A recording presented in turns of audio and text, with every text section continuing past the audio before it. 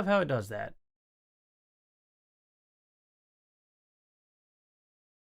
Let's see. Oh, great. Cool. We'll delete that message. Okay, at everyone. There we go. I think this is about a good time for everyone to see that I'm live and whatnot. Hey, Madness. Hey, Spin Dash. How y'all doing? If y'all are still in here right now, maybe people have left because I'm a little late. Sorry about being late, guys.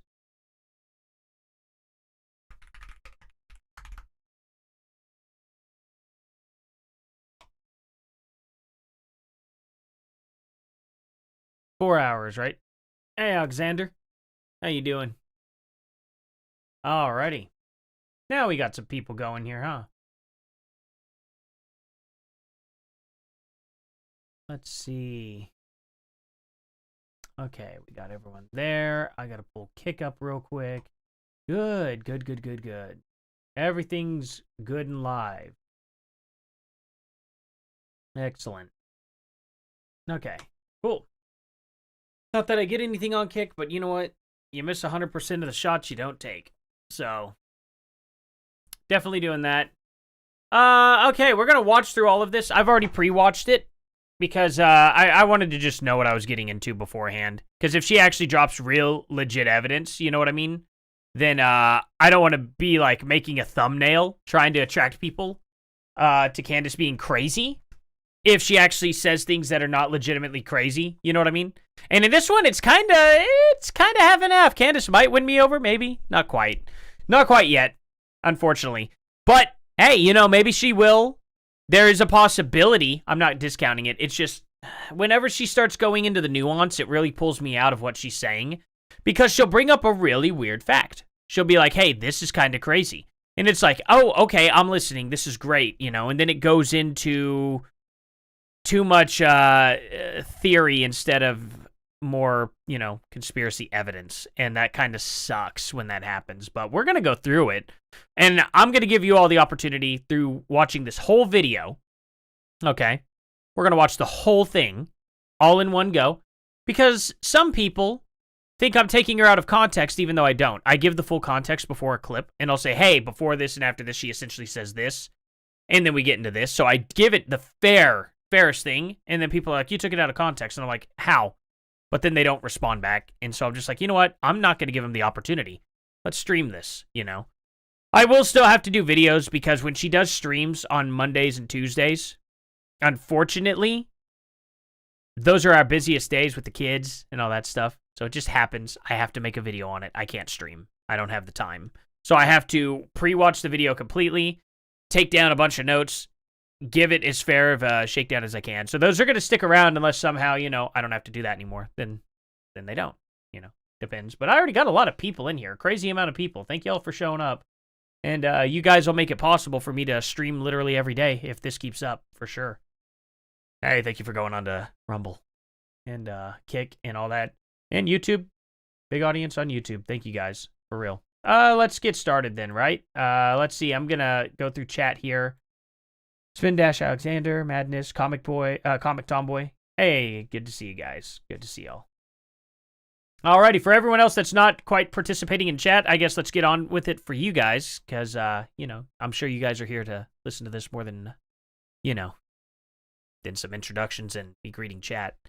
So, anyway, I'll be watching chat while we watch this. You are going to recognize that there is just irrefutable proof that there were, in fact, foreign actors involved. And of course, that implies that our government knows. Our government absolutely knows. We already felt that way. So let's jump right back into this impromptu episode. Welcome back to Candace.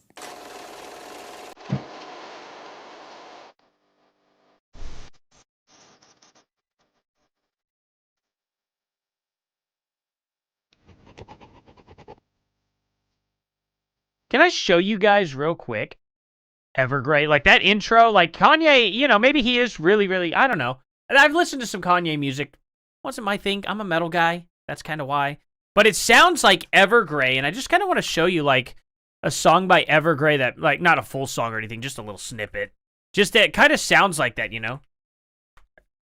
Evergrey. What album is it? Your angels are calling. What is that? What album? Can I get like albums? Nope. Okay. I have to do it myself. None of that. There it is. Right here. Inner Circle. So it'd be like, just real quick, it would be the In the Wake of the Weary. So it'd be like right around here though.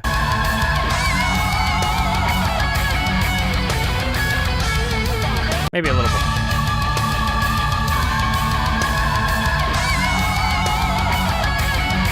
It's in that same key. And I just love it. I love every bit of that. So props to Kanye on that one for sure. Okay, I want to preface this by letting you guys know that I am positively exhausted. I have been up all night, realizing what we were suddenly on the brink of, stumbled into it. I wouldn't even say accidentally, obviously. This has been my obsession since we all watched Charlie Kirk be executed in front of the world. And then a lot of people lie about it, and a lot of people who were not acting right. Or this is the weird thing, right? She says lie about it, which she hasn't necessarily proven, per se. And it's just, nuance, as I've said before. And here's the thing, too, is it's like people aren't acting right. Like, now that's... It's odd, because she is one of those people who would absolutely say, how do you act when something tragic happens in your life? She's saying people aren't acting right, but, I mean, on one hand, you gotta look strong whenever some crazy political psycho does what they do, right? You got to look strong in front of him like you can't shake me. You can't make me afraid of what you just did. So she's standing up, Erica Kirk, standing up. You know what I mean? And then at the same time, you're probably holding back a lot of feelings. I imagine you're going to do some weird stuff in the moment. You know what I mean? Who acts right? She's trying not to show fear, I would think. Maybe. Maybe she is a spy. I don't know. But I don't necessarily know that I can base it on not acting right. You know what I'm saying? It's not that I'm not open to the possibility. It's just that's such a it's not admissible, is what I'm trying to say. That angle to me is not admissible. Grieving right, who were his closest comrades and business partners. And let's be frank, same with them too. As all I that get applies to them as well, closer and closer to discovering the truth, we should recognize that this is pretty dangerous stuff. Here's the other thing too, though. If the Tyler Robinson stuff is dead accurate, and it's him, would we expect TPUSA to be acting differently right now? See, she's like, why aren't they wanting to solve his murder? When literally the murderer, supposedly, is in the court system. Just for a second, pretend, Candace, that Tyler Robinson is the guy who did it. Don't you think this is how they would act if that's even what they believed? You see what I'm saying? They think the murderer's there. They think the FBI is getting on the whole trans underground cell. You know what I mean? That's going on. This whole, what was it? Terror cell. That's what I'm thinking of. Think about that for a second. If they believe the FBI to be doing that right now, and they think they have the guy who ended Charlie Kirk, I kind of feel like that this is how they would be acting. So she thinks they need to be acting in a way where they're like, why aren't we trying to solve this murder? Well, it looks like it is being solved. Even if they just believed it. And maybe the FBI isn't doing, anything in good faith. Maybe the FBI did take him out. But why necessarily would TPUSA be in on it too? They might trust the FBI fully. These are people that Charlie Kirk himself advocated for to be in office, right? Maybe they are following exactly what Charlie Kirk would have done. Who's to say? And my theory now, I feel confident stating that Charlie Kirk Joseph, it might was be, but taken out by something much bigger not than 100% anyway. Turning Point USA organization that he was running, and certainly much bigger than Tyler Robinson on the Low C rooftop, who I don't even think was even stepped foot on a campus that day. But we do have video footage of it. Whether it's faked or not can be argued. But we do have proof at least. That's more than nothing. And so why would you say that he didn't even set foot on the campus? At a bare minimum, if this was an inside job, I would make that kid walk the campus with footage, right? Like, I think they would cover their tracks to some degree. They have footage of it. So I don't know why she would say something like that. You see what I'm saying? And I think another thing that I should mention is just how positively sad it is. How would we can reflect on how sad it is already, that there are so many people in the world who are... Or maybe she's right. There's a 10% chance maybe she's right. I can't say she's, I'm not going to be that guy saying there's no chance, but maybe. Why is my pause game crazy? Convinced. They've emailed me. I mean, I've received an unbelievable amount of emails from people that are convinced that Charlie's actually still alive, right? And it's not sad because those people are crazy. Nuance. They're actually reacting to the lack of emotion and the lack of drive that is coming out of Turning Point USA to figure out who killed him. That's what they're reacting to. So that's my point, though, is a lot of people do believe, and I'm kind of one of those guys right now, that believes Tyler Robinson did it. You see what I'm saying? Like, I don't think there's enough evidence to disprove that he didn't do it. You know what I mean? There's not quite enough. They make small enough rounds for the 308. I mean, it's close to a 308 round. 30-06, Coyote shot? I don't know. I heard that there was a fragment in his neck from Candace herself, that it wasn't a full bullet, which would actually lead more credence to it being Coyote shot, right? If it's a frangible round. So there is that. They came to, okay, this is so unnatural, the reaction of these individuals who were so close to him. There we go. That the more logical, sensible conclusion is that they actually know where Charlie is and he's perfectly alive. Yeah, that is how absurd they are acting. Just move on. Just donate to Turning Point USA. I understand it is absurd. You're right. But they are also in front of the public. And what should they be doing? Crying on camera in front of everybody all day long? Like, I mean, genuinely, like, okay, let's say they acted like a normal human being in front of all these people. I don't know how many people would actually want to watch them get on camera and blubber and cry the whole time. You know what I mean? I'm not sure that people would necessarily want to watch that. And it's not because it's, like, disgusting to watch or anything. It would just be hard to watch. You'd probably sit there and cry with them the whole time, and then nothing would necessarily happen. And, people don't necessarily want to feel bad when they watch a video. You know what I mean? Most people, when they pull their phones out, they want to watch something that's not related or just get their mind off it in general and go ahead and see other politics and stuff. That's how people cope with things like this that happen. And if these guys are going to be watched, they need to be strong for these people too, right? They need to continue onward, and maybe they just keep working. I don't know. This is what Charlie would want, and that's his legacy. Yeah. Right. So what happened? Why are we here? Why are we live on Friday? I gave up Fridays, but this is so relevant to what's happening, and I wanted to get this information out so that everyone in the world who has been helping me investigate could have the weekend to do research and we can information share. The answer to the centralized intelligence agency, as we have said, is the decentralized intelligence agency. We must decentralize ourselves to plug out of this utterly demonic system. Right. Anyway, you're absolutely right. Miss Bear, can I call you? But that's the thing. Candace isn't blubbering on camera and stuff either. This was her friend, right? She's not exactly acting like, she's just all fired up going, we got to find this murderer. But the thing about it is if these people believe Tyler Robinson to be the murderer, why would they want to go find a murderer? You know what I mean? He's already caught.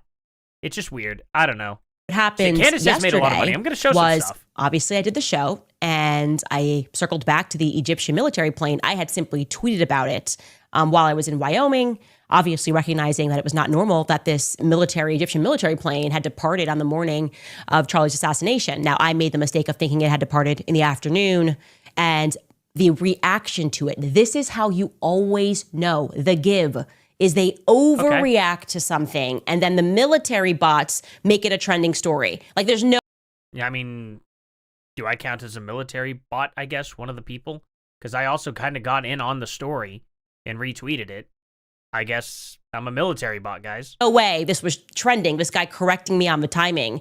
And he tweets it, and the next thing you know, it's trending. Egyptian plane debunked. It was not debunked. I showed you that yesterday. Okay. Okay. Thanks to a very But you thought it was debunked too.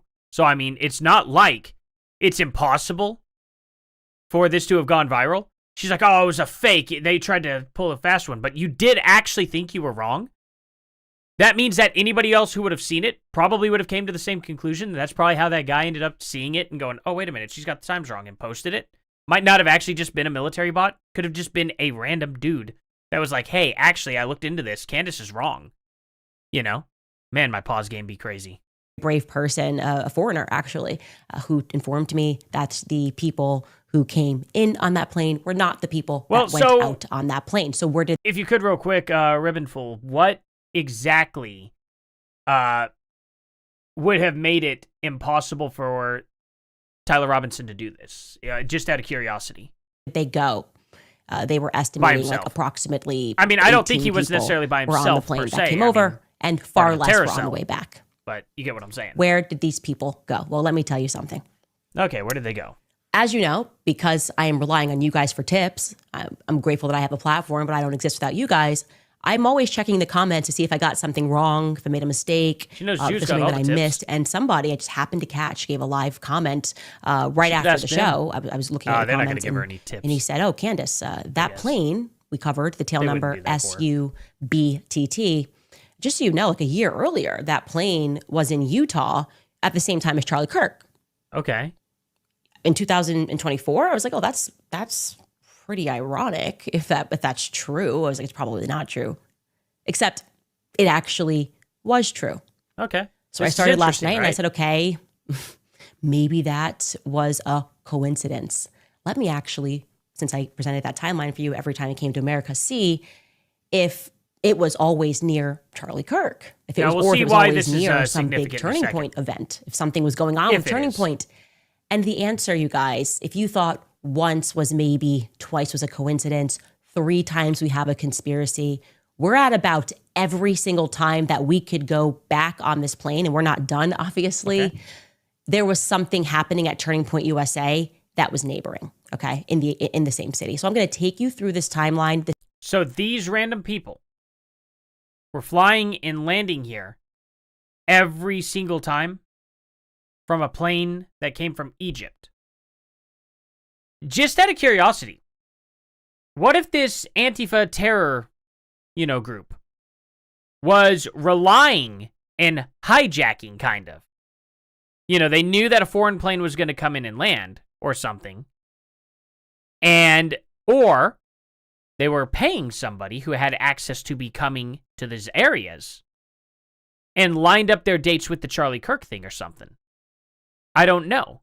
Could it have possibly been them using this foreign flight to not be tracked by your average everyday flight? Who knows? Maybe they were trying to throw people off to make it think it was a government, right? I don't know. Are they that smart? I don't generally think the left is that intelligent, so probably not. But, you know what I mean? Like, something could have happened. Or maybe just one of the members that is at Turning Point USA comes from Egypt and does this. Is it possible? Did Charlie Kirk know about this or not? Is this related or not? And these are questions we will not get answers to. This is so shocking to me. And I've color coordinated this timeline. I'm sure there are going to be some errors. Pick them up, Zionists. Go hard. Make it trend. For the rest of us, let me know if there's slight adjustments that need to be made. But I think we've done a pretty thorough job. So I'm going to let you know what you are looking at, okay? Okay. Tail number, there's 2 actually Egyptian planes, because then somebody else mentioned to me, hey, Candace, there was another Egyptian plane that left 3 hours after, Egyptian military plane that is, 3 hours after Charlie was assassinated from Provo, Utah. And that tail number is SUBND. And you should take a look at that. And I thought to myself, okay, I'll take a look at that. Maybe that's where the rest of the passengers... Coming from Egypt, do you think it was his mummy? Yeah, I stopped the show for that. I'm sorry. Went. Maybe that empty SUBTT left in the morning, and 3 hours after Charlie was assassinated, or maybe it's the next day. 3 days after. Marcus corrected me in my ear. 3 days after Charlie was assassinated, that's when the rest of the Egyptian crew, whoever was on that plane, departed Provo. Okay. So we have 2 tail numbers, and they're going to be color coordinated to make it really easy for you. Okay. Tail number SUBND. I didn't realize I was that stupid. I appreciate it, Candace, but okay. That's a good way to tell it to the audience. About 12 to 6 passengers. And tail number nice. SUBTT, that's going to be our main one. That's our Falcon 7X. Again, holds about 12 to 16 so we got bend passengers. Now, for those of you we're not jumping around, flying on private jets all the time, the tail number essentially is like the best way to think of it is like a public plane. We'll say American Airlines. Wait, what? Debbie executed. Who's executed? What are you talking about? Wait, did I miss something? Wow, 69 viewers here. Thank you, guys. Definitely leave a like. I appreciate it. And subscribe. Right? In order for systems to know how planes are moving in the sky, they kind of have to give them a license plate in the sky, so to speak, right? So the tail number is a unique license plate that literally is called the tail number because it's on the tail of the plane, okay? We're going to start with, and I'm going to show you this. I'm showing you this just because 2022, as you can see, I haven't made any notes on this because I haven't gotten back that far. But these are the 4 times that BTT, so if they're both SU, that BTT was here in 2022. That's the furthest that we can go back on flight radar. Yeah, now we're I don't know. go It's 2023, weird. and I have included notes Israel, that I think might be relevant to the story. So I don't know how they're connected. In 2023, Charlie Kirk, I went back on his X feed, and he is hitting hard on Ukraine. I mean, like, he's tweeting out photos of Zelensky. You wouldn't say he was dropping bombs, would you? Half naked, because he used to be an actor. Obviously, he's a homosexual male. He's basically demanding, keep this up the whole time, guys. I want them to be able to look through this. He's basically demanding that we pull out of the Ukrainian war. He's accusing Ukraine and Zelensky of corruption, of financial fraud, of money laundering. You go back, and he's just basically declared war on the Ukrainian war, figuratively speaking, okay? And he's not siding on Team Ukraine. He's not pro-Russia, but he's not Team Ukraine. I think that's relevant, obviously, because... So is Ukraine involved now, too? So just to get this straight, like, is Ukraine involved with this at all? Yeah, when you talk about money laundering around Ukraine and Romania, you're actually stepping on the heels of America, right? You're actually... That's not something that you can just say when you run this pro-American organization, given the fact that these people run our government. January 10th to 19th, I'm going to also say that I think this is relevant. Rob McCoy hosts the first ever Turning Point USA Faith Pastors Tour of Israel. He's guiding a group of pastors through Jerusalem. On February 20th, I think this might be relevant. So, I mean, this is weird. This is actually something. I can tell you guys this. This is something. I don't know whose plane it is. I don't know if it will be significant or not, because if this just happens to be, like, somebody's private plane, and it just comes from there. Is there a way that can happen? Can somebody own a private plane that's in Egypt and then have it come over here to service you? I mean, it picked up other people too, which is odd. And apparently one of those people told her that there was like 3 guys that were contracted with the military on that plane, and they couldn't talk about their mission, and they were afraid to talk about that mission, but why would they disclose that they were on a mission if it was top secret? So it's kind of weird. It's just one of those things that doesn't make much sense. But the plane thing, it's like, okay, this is a little weird. Why are they coming over and landing every single time Charlie Kirk is there? Or are they actually? Because is it every single time Charlie Kirk's in an area, or did she pick out every time she thought it was weird that they happened to be in the area quite a few times? Because she says it's dang near every time they're somewhere near, but I don't think she proceeds to necessarily list every single one of them. I'm not sure, though, and I wish I could have, like, I wish I could just compare it myself there. I don't know where she got this app. I'm going to have to look into the flight logs myself, I guess. Because the same people that infiltrated or hostilely took over James O'Keefe were involved with Turning Point USA. Hey, Mary. James O'Keefe was the founder and the president of Project Thank you all Veritas. for coming here. Please like and subscribe. And 84 people. It's amazing. And Charlie and myself all met at the same time in November. That David Horowitz Freedom Center event that I was telling you about. James O'Keefe was really young, so we all... Oh, yeah, and she kind of made up why she, why are my eyes so far apart? I think you're smart. But you could imagine a white guy trying to make eye contact with separation. What are you talking about? Could you speak English for me, buddy? Are you okay? You're going to insult me. do a little bit better of a job than that. You should be able to come up with something better. Anyway, oh my gosh, I genuinely have a crazy pause game. I forgot what I was talking about. Anyway, doesn't matter. Let's keep going, I guess. All kind of came up in this movement together and have always been very defensive of one another. She kind of lied about Kanye West and how she met, though, with Dave Rubin. Dave Rubin came out and he was like, hey, you know, Candace kind of introduced you guys, remember? And they had talked about it in 2017, September of 2017. It's kind of weird that she left that out and pretended like the first time she like got into contact with him at all was like after 2018. Just kind of bizarre. Like she never saw anything coming. Now she may not have met him, but she was in contact with him in September of 2017.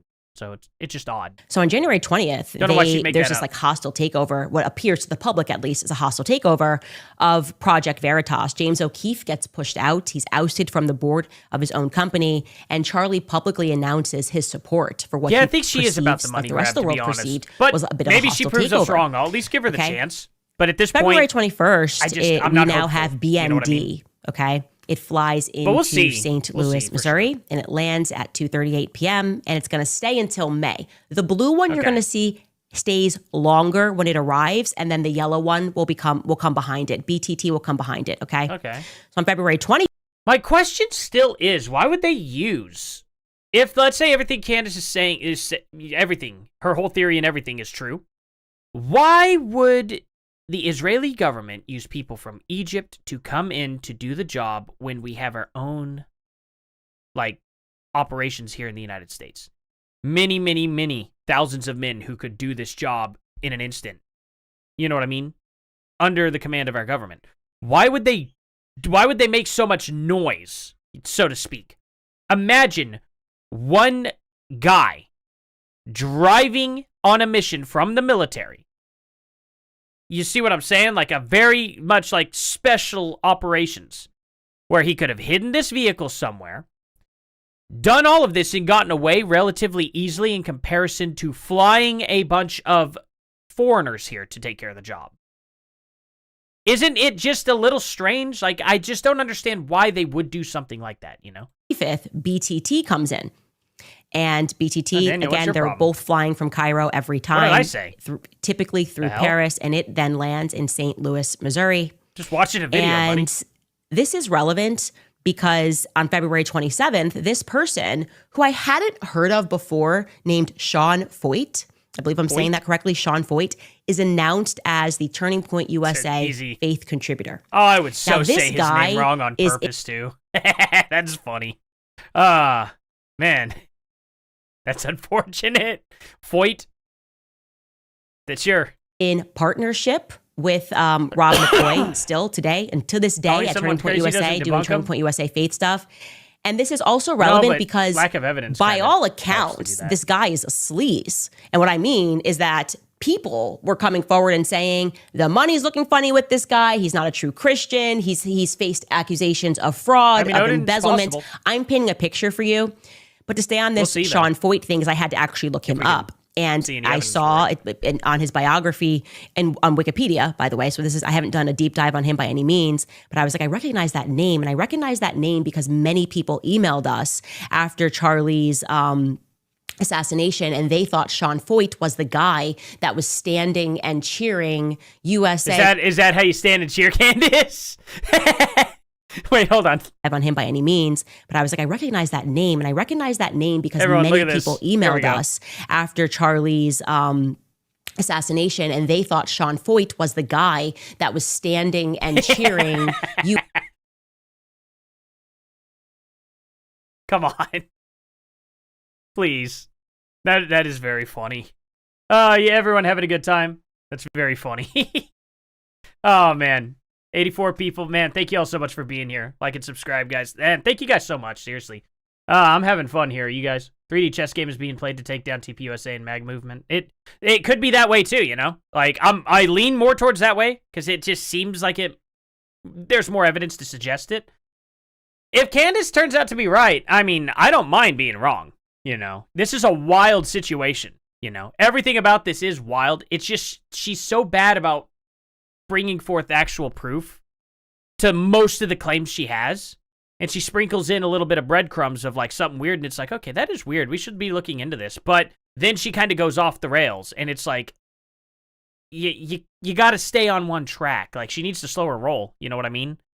It's not that she could be wrong. It's just she's putting a lot of people off, and she's really keeping a lot of like sane people from joining her side simply because she's too gung-ho. You know what I mean?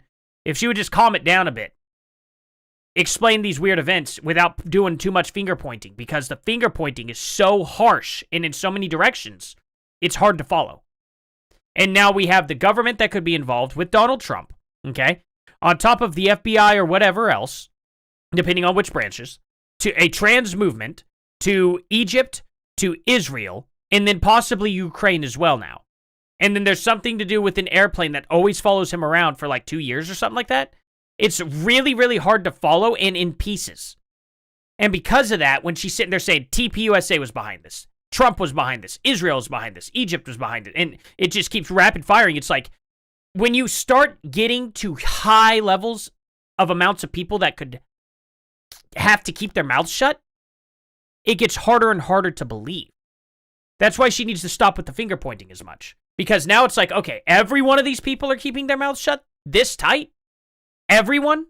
It's a little nuts, you know what I mean? To think that it's actually possible. But is it possible? It sure is. Is it likely, though? Would that many people be able to keep their mouths shut about this? I just don't think so. USA. It's not likely. And I think he did a video and denied it, but that's the only it's the only way that I was familiar with that name. So look him up on his biography. It's not Trump's shutdown. The Democrats could sign on it right now. Literally, I could prove it too. All the Republicans are on board. 2 Democrats are on board with Trump right now, trying to sign this to get it back open, and they literally are refusing to. So if the Democrats don't want to come to the table and talk, that's on them. Keep blaming it on Trump, though. I'm sure it'll make you feel better. You guys are at 15% approval rating for a reason.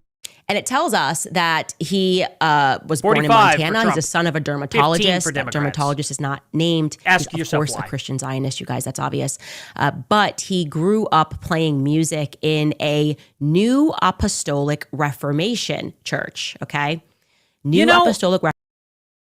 Here's the thing. She's talking about this church here.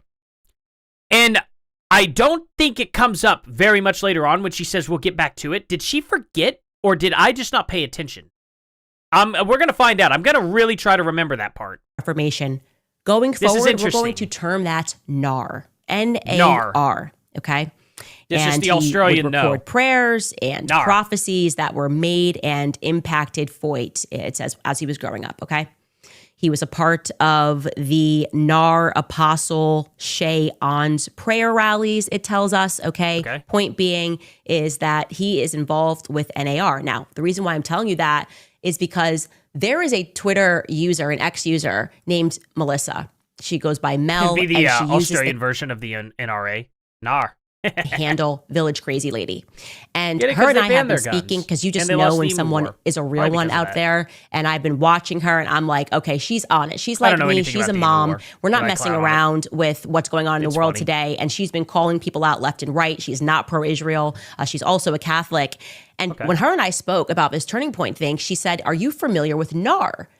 And I said, no, Mel, I'm not familiar with NAR. What's NAR? And she was like, I'm looking into this. I'm digging into this NAR thing. There's something here. If we start talking about Rob McCoy, something's going on here. So she's going down the figurative NAR rabbit hole. If you don't know who she is, you should follow her. I told her to pin whatever she's learned about NAR to the top of her. Like literally every Candace fan that comes in here just insults. Like, I don't understand. Whenever I go to disagree with someone, I listen to their video for a bit. And if they say something like perceived to be wrong, I will proceed to criticize the thing.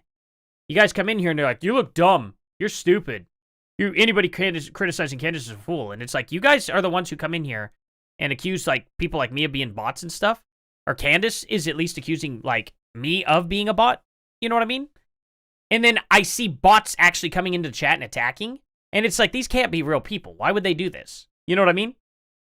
They can't be real people. They got to be bots, right? And they also accused me of getting a $7,000 check. It's like, holy crap. I would not have 15,000 subscribers and live where I live if I was making that money. Profile today, that's Village Crazy Lady. But that's the introduction. But then I see them doing that to me, and somehow it's like, going to be relevant. Again, we are at an early phase in this investigation. You guys Let's aren't jump back helping into her our case by timeline doing here. that. Okay. So he is announced that he is going to be heading up. Rob McCoy is obviously now the co-chair of TPUSA Faith.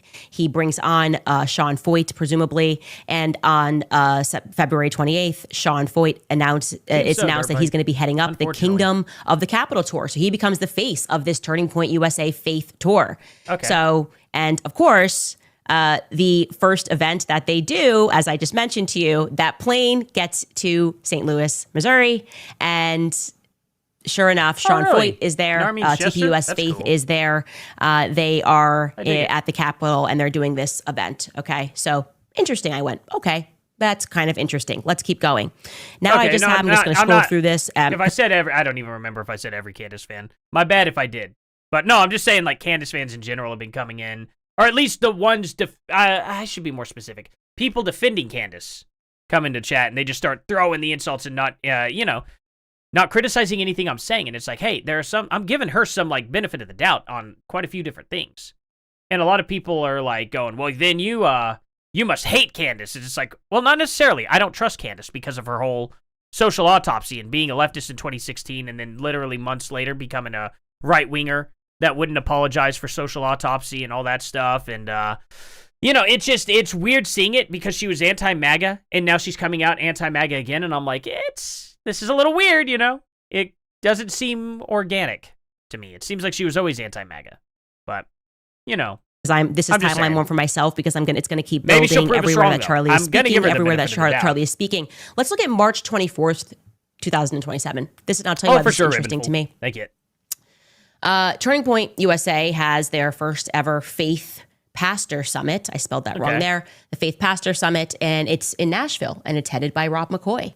And lo and behold, while they're here, there is a trans shooting, traumatizing trans shooting. That'd be the one in Tennessee, right? Is that what she's talking about, where they hid the Tranifesto and all? In which the feds engage in a cover-up regarding, You remember this shooting because it was at a Christian elementary. Yeah, it's kind of weird how many of those shootings happened, and then including, with Charlie Kirk, too. That's kind of the point. But maybe they're all Fed-related. Elementary school. It was at a Christian elementary school. It was incredibly traumatizing for all of us that lived here, and then doubly traumatizing, not just because we have kids, but because then we got no answers. They just wanted to hush this. This is just a crazy trans person. Nothing else to see here. Goodbye. Yeah. Now, what I will say to you is Rob McCoy has got some terrible luck, is what I would say, because he's there when that trans shooting happens. Obviously, he's very close to Charlie Kirk when his shooting happens. He says, I was his pastor. But also, I had received a tip that Rob McCoy, who is from Thousand Oaks, which happens to be a very corrupt place, was very involved in a shooting that happened in 2018. When I say involved, I should rephrase that. I don't mean like he shot anybody. What I mean is that he was the nearby pastor of a Thousand Oaks shooting that happened. So anyway, so he was a nearby pastor when something like that took place. Happened at some bar where a veteran shot up a bar. Skylar, can you pull this up? Because I don't even remember the details. We received an email and they were like, he was very close with the shooter's mom. The shooter was a veteran. They killed two Marine vets among some other, it looks like, bystanders. Bystanders at this bar. What bar was it? Something Bar and Grill? Which one? I'll look it up in a second if you don't have that quickly. 2018. Give me 1 second, guys. I just want to make sure that we have the facts on when this happened. But hey, she may be growing on me. We'll see what happens. This one was something. I can't hear you if you're talking in my ear, but yeah, there was a shooting here at the Borderline Bar. Okay, this is on November 7th, 2018. At a more perfect time. A former machine gunner in the Marines. Okay. Opens fire on patrons at the Borderline Bar and Grill. It kills 11 patrons and then himself. And then when you hear who the victims are. How close are we talking, though? Like the church next door? In the same city? In the same state? That's kind of what I'm wondering, because I don't think she directly says that. There's some other Marines and some veterans there. So I'm starting to get the feeling, by the way, and I don't know about the rest of you, and these are Candace's musings, that maybe these kind of random shootings that instantly get covered up, but always involve like an Army veteran, aren't actually that random, and maybe the military is involved in them. Like there's a target inside of there. Sure, maybe, but we do have to kind of have proof. I mean, shoot, we could theorize anything. Maybe, you know, if a pastor gets too close to an Army veteran, he just goes ballistic. I don't know. You could insert anything there, right? It's a possibility. Or it happened to just be a coincidence. Who actually knows? There's no way we're going to be able to prove that, and this is just nuance, so I don't know why we're bringing it up. Oh, he happened to be near a shooting that had happened in, you know, not such a good area. Kind of not exactly the most surprising thing, you know. I don't know. It's not the most shocking thing in the world to me. If this was like small town, you know, population 500, and the preacher was there, I might agree with you there. That's a little bit more weird. But in a city, I'm not necessarily so sure. Yeah, you'd have to pull up like crime stats and stuff and be like, look, nothing ever happens here. And then the preacher shows up and this happens. You're going to have to make it just a little bit more weird than that because people are in cities all the time. Like, a good example, anytime I go into Tulsa, 3 shootings probably going to take place that night. And it wasn't because I was there. I can tell you that. Or was it? No, never, literally not. It's going to happen. So, I don't know that that's necessarily a coincidence, Kansas. Or not a coincidence. Okay, that's a segue. Going back to Rob McCoy and him having bad luck, this person tells me that he knew the shooter's mother, was his pastor or something, happy to correct that, but then also got close to the victim's family, and the victim's family got upset with him. The family. Anyways, just put that in your back pocket. I just thought that I... Yeah, that's weird. If it happens again, did he happen to know, you know, the perpetrator's parents or anything like that in any other cases? Because if this is just the only case that happens in, then I don't know that. I should mention that, like, you're gonna have to he's connect this got some luck, or bad luck, rather, okay? March 27th, like I said, is when we have that trans shooting at Covenant Elementary School in Nashville. And then we go back into our timeline. You can see on April 1st, we have that plane. We're going to call it the yellow plane for the sake of this timeline. The yellow plane flies from Cairo, always via Paris, to St. Louis again. And it lands in Missouri. And guess what? April 2nd, TPUS Faith, co-chaired by Rob McCoy, kicks off their tour with... Okay, so they land here April 1st. Were they here the whole time? Okay, no, it was. So they left Missouri on April 6th. Right, gotcha. So they stay the whole time.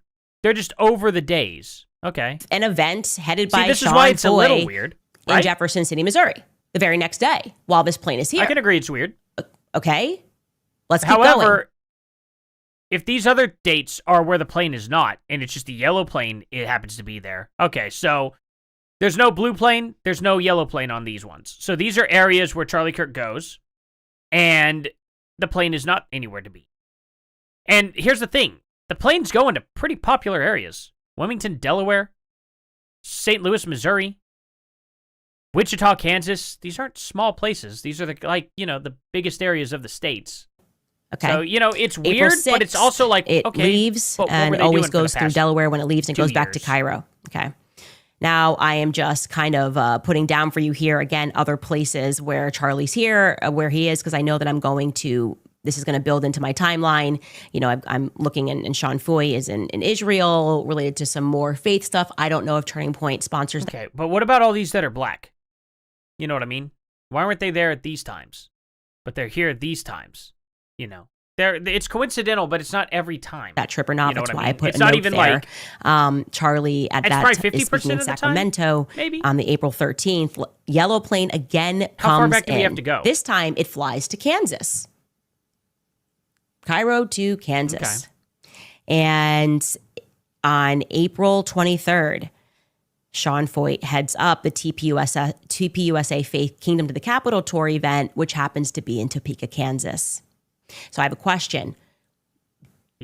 How did he get here from Israel? Did he fly into Wichita the day before and then make the very short drive and make his event? I don't know, but I'm putting it in there because once again, we have this plane in here and we've got another TPUSA Faith event that is happening right around the corner. It's about, I think, just under 2 hours to get from Wichita, Kansas to Topeka, where the TPUSA Faith Kingdom of the Capitol Tour continues. Okay. April 3rd, BND. is in here it does a test flight. I think I might have dropped this blue thing. Oh yeah, it's been here the whole time. That's right. This plane stays here a long time. So it's been here from February 21st, and then it's going to head out, and it just leaves. So if it's still here in Missouri for that long, chances are the same people who fly in that plane fly in the yellow plane. You know, I don't know why didn't she say that?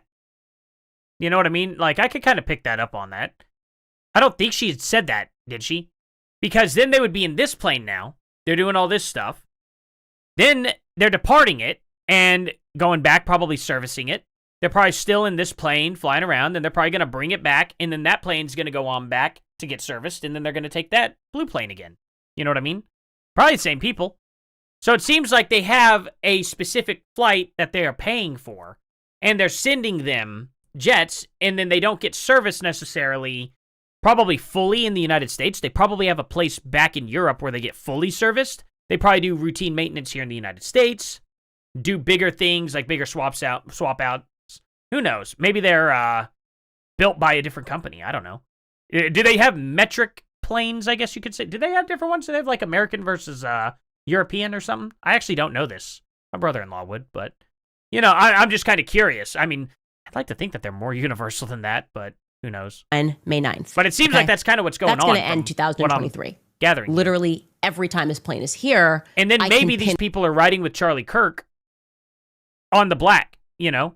This might not be as weird as it looks. The TPUSA. Maybe they have a contract deal with these people somehow like over in Egypt to fly them around the United States. February 9th. That'd be something. We're going now into 2024. I guess actually let's start with January 3rd, 2024. Mikey McCoy is promoted to the Chief of Staff of Turning Point USA. I have the internal email, so that is a fact.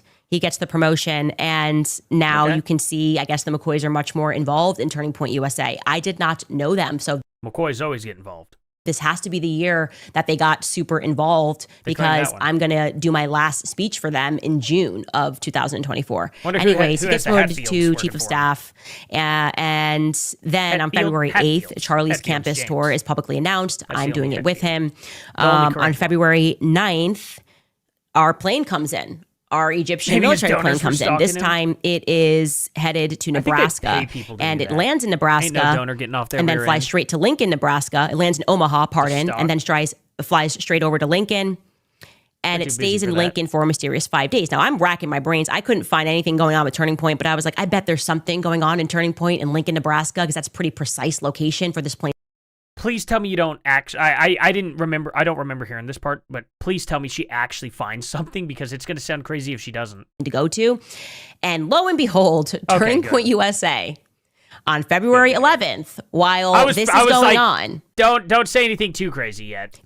Starts a chapter in Lincoln, Nebraska. I'm not kidding. Here's the post. Now, to be clear, because people will go out and say, oh, they already had events at the University of Nebraska. They had a regional chapter, which in Turning Point lingo, like if there's not enough interest in a certain area. Well, I wonder if some of these people who flew, I don't know if were they there? You know what I mean? So they were there. Maybe Charlie wasn't actually there. Maybe these people are kind of helping to set that stuff up. What if these people flying around kind of stay behind or something, maybe every now and then, to help kind of set up the school for a actual chapter or something like that they go to? Because there's so many chapters now at so many college campuses. Maybe that's these people's jobs. I don't know. Like, it would be nice to get the info on what this plane is. If TPUSA came out and said, oh, okay, she wants to know about this plane, well, this is this, they could make up a really, really good story at a bare minimum, whether it's true or whether it's not. You know, they could eeasily explain this away, I feel. You know area, they will develop these regional chapters, and people in that area who are interested in Turning Point USA will work to make events happen. Anyway. They did not have a Lincoln-specific Nebraska chapter, according to their own Instagram, as you can see, until February 11th. This is a chapter Instagram. I should be clear. This is the UNL. University of Nebraska, Lincoln, and they're saying it's going to be our first weekly meeting. Here it is. And I think you cut off the bottom. Oh, it's on the right side. Starting next week, TPUSA at UNL. It is official. Our first weekly meeting. Okay, February 20th, Nebraska City campus. You got it. You got it. I would like to know, if you are a Turning Point USA insider and you are watching this show, who started that chapter. That is very relevant to my research right now. Who started the Lincoln, Nebraska chapter? I mean, at this point, with how finger pointy you've been, though, like, do you think they would want to give you that info? I think if you were a little bit nicer about it, could see you're somehow blaming Blair White for it. Yeah, right. Actually, I'm going to do a Blair White video covering some of this stuff, too. So, stay tuned for that. Probably coming out tomorrow. Because I can't find that. I've looked through. I've tried to see who was the first person. Typically, I think to start a charter chapter, very nice if they you worked have with to her after apply. this. So there's got to be some student. They could make her and kinda maybe look you're in bad Lincoln, if they Nebraska, keep and you playing can nice with her and ask all. around who Whether they said, did it or "Hey, not, let's start this chapter in I'm just Lincoln, saying, she gives them Nebraska, a lot of all power by when she does ourselves. We're this. not going to be regional anymore." I need to know who that is. Okay. So that happens, and then on February 14th, our plane departs back for Cairo, and this time. BTT departs Cairo, stays in Wilmington for 2 days, and then heads back to Cairo on the 16th. Yeah, okay, so that's February 14th, right? It comes back pretty quickly. On March 29th, BTT, our yellow plane, departs Egypt. Oh, really? You're 5 minutes behind. It's weird to hear that planes fly all over the country and land in airports in cities. Wait, where are you from? More than 50,000 layoffs were announced in 1 week. Unemployment keeps rising. Nothing's cheaper. Third of the White House was demolished by a felon. Bankrupt farms. Oh, yeah. You're really making sense here. 50,000 layoffs where? Specifically where? And where were job growths? You leave those out too. See, this is the problem. Left gives one half of what's really going on. Doesn't tell the other half. So that's always the problem with the left. They only have one side of the news ever. People on the right watch left news and right-wing news. And see, that's why left-wing people are ill-informed. You should probably be checking with some of the other side of the news that you think happens to be lying without any evidence. Again, see, I disagree with Candace on most of this stuff. Yet what I'm doing here is watching her videos fully, Lauren, just to let you know, and giving her every opportunity. Okay? I'll poke holes in her stories, but then I give her credit where credit is due on stuff like this. Because I'm like, hey, this is weird. You see what I'm saying? It's called getting both sides. Leftists should try that sometime. I do that with left-wing people all the time on this channel, too. I let them explain themselves first. And then we poke holes where things are weak and see if it holds up. If it holds up, hey, maybe it's a pretty strong position. If not, and it comes crumbling down, then it's like, okay, maybe you're actually full of crap. See what I'm saying? And you got to give them the opportunity, though. Back Everybody. to Wichita, Kansas. It lands at 2:19 p.m. in Wichita, Kansas. And guess who was in Kansas that week? I mean, it's just incredible. It is Wait, I don't know that it's a government plane, though. Is it a private plane or government plane? See, it's from Egypt. Were we able to determine that? incredible. Charlie Kirk was it. Speaking at the University of Kansas. Yeah. Okay. On April 3rd. Okay. So let And me they were know there? when you get uncomfortable and you realize these are not coincidences. Okay. This is a conspiracy. It genuinely might not be a coincidence, though. If GPUSA comes out and says that these are like some employees or something, like that were with us at the time, or like Charlie Kirk was very aware of this, like of not necessarily the plane, but the people that were on the plane and how they were getting here. It might not be all that weird, though. That's the thing. Is following That's the problem I have Turning with Point this. USA Faith and Charlie Kirk or Charlie Kirk, by the way, at those TPUSA Faith events. It's possible Charlie was speaking. I just can't find it. It's very difficult to search Charlie Kirk right now and to go back. So I'm going to continue to build this timeline, but you're getting the picture here. Let's keep going. So yes, that plane comes in here. And then I have here on April 9th that Charlie is in Omaha, Nebraska, speaking at the Lord of Hosts Church. So he's doing TPUSA faith stuff in general. And then we get our blue plane comes in. Our blue plane, So it remember, comes to is the Provo. one that whenever it's here, it's going to sit for a little bit. And it sure does sit for a little bit on April 19th. It goes to Provo. It comes in from Cairo via Paris. It makes a stop in Salt Lake City and then goes on to Provo. That is April 19th. Okay. Lo and behold, BTT is then going to come in from Cairo via Paris through North Dakota to Provo. The planes are together. Again, they're meeting up. They're kind of tracking each other. And who's in the area? Who's in Utah at the same time? Of course, Charlie Kirk. Charlie Kirk is doing a Salt Lake University event. Sorry, it's not Salt Lake University. It's the University of Utah at Salt Lake City, I think. I would like to see if she has managed to see where this flight path is for these people after Charlie Kirk. You know what I mean? Like, where is this aircraft now? I wonder if she goes to that too. That's right? correct. I don't remember. So he is doing but if an not, event I'm going at to see Salt if I Lake can at the find that. University of And if Utah. it's still with TPUSA TPUSA Charlie Kirk areas, is here, it might of not be course. so weird still. And then we have that BTT. That's our yellow plane departs on April 28th. Charlie's event is over, so we can move on.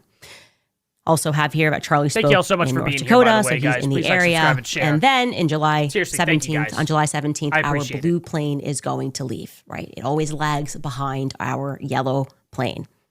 Now let's get into 2025. Maybe it's the This is backup the year plane. Charlie gets assassinated, right? I don't know what this plane is doing. I don't know who's on the plane. I do know that if Tulsi Gabbard or Joe Kent is potentially watching this, or if they are, as they have stated, or as the public figured out, being blocked from Kash Patel, you should be able to look into these flights and see who is on these manifests, and it is going to be extremely relevant. I'm telling you, it is going to be extremely relevant. And my best guess is that they are going to try to hide that or lie about it. And I'm wondering if these planes potentially maybe had some Americans on them. I guess we'll have to see. On Monday, they should be streaming, right? TPUSA. I think they'll stream on Monday. Maybe they'll address this.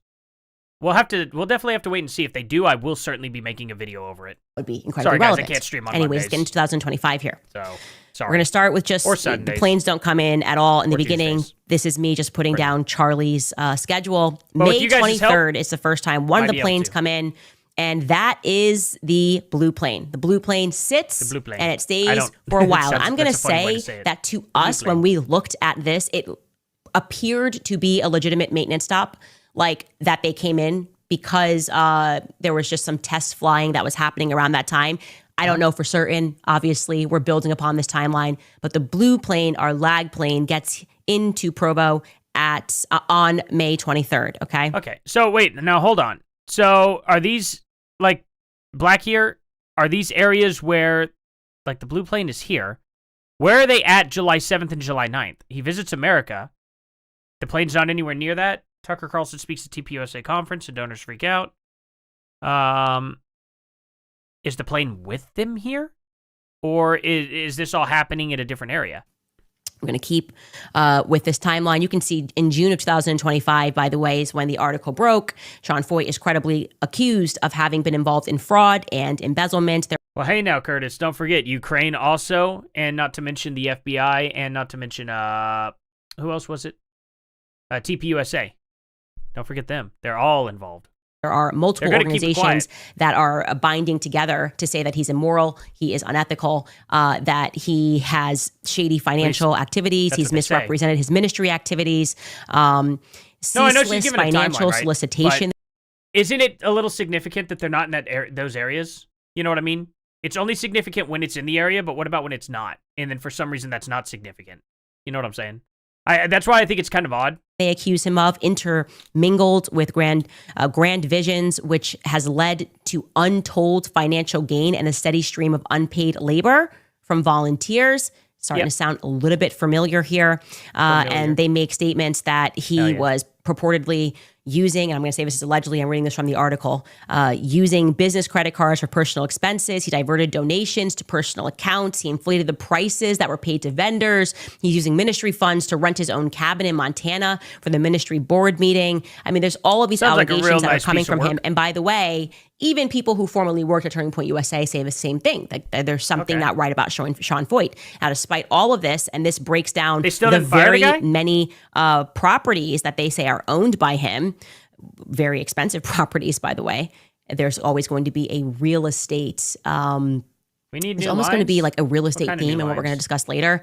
They're breaking down like this guy owns a ton of properties. He's moving a lot of properties. That's interesting to me. When the money is looking funny and you see that people own a lot of properties, you should be interested. Okay. I'm not making any allegations against him, but I'm going to make some broader allegations that when I started piercing this layer of the Mormon church, I was like, is this a church or is this a real estate empire? I don't know. Same with Church of Scientology and crap like that, right? I mean, look at, you're going to bring up Joel Osteen, but look at him. Church probably embezzles a lot of money. There's some really greedy pastors out there. Some really bad ones. You know, just like with anything else, just like with cops, just like with, any kind of medical worker, doctor that turns into a serial killer that, offs 1,000 people. That actually really happened here in the United States. Not all of them took place here. Most of them took place in Africa after he got kicked out of the United States, kind of. Not kicked out, but he fled. Did stuff like that. Bad people do exist, Candace. I've seen so many real estate transactions in my life. People that were paying in cash, more than what the property was worth. Really creepy. And I'm going, when I see this much real estate being purchased in cash, I know a thing or two about money laundering. It's a good business to be in, is all I'm saying. Jimmy, what meltdown? Right? What? It's a good business to be in. And I got to be honest, these mega churches are looking a little funny. Okay? Yeah, I mean, they're always looking a little funny. What was it? Joel Osteen, the plumber was fixing a toilet and found like $1 million in the hole. Imagine that plumber not taking that $1 million. Man, that's a guy who was like, God's tested me. That dude thought about it. Everyone knows it. That plumber saw $1 million shoot out of him out of the wall in a church, and you're thinking, if I take this, I'm going straight to hell. You know what I mean?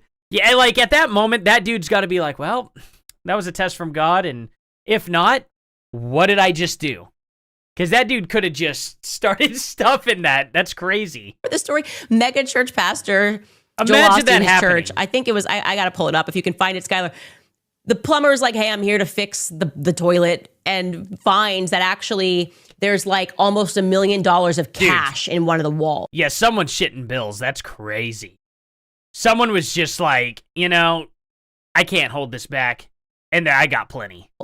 And I think Joel Osteen issued a statement and was like, we are very surprised to see this. It's very strange. If I were Joel Osteen, it's amazing.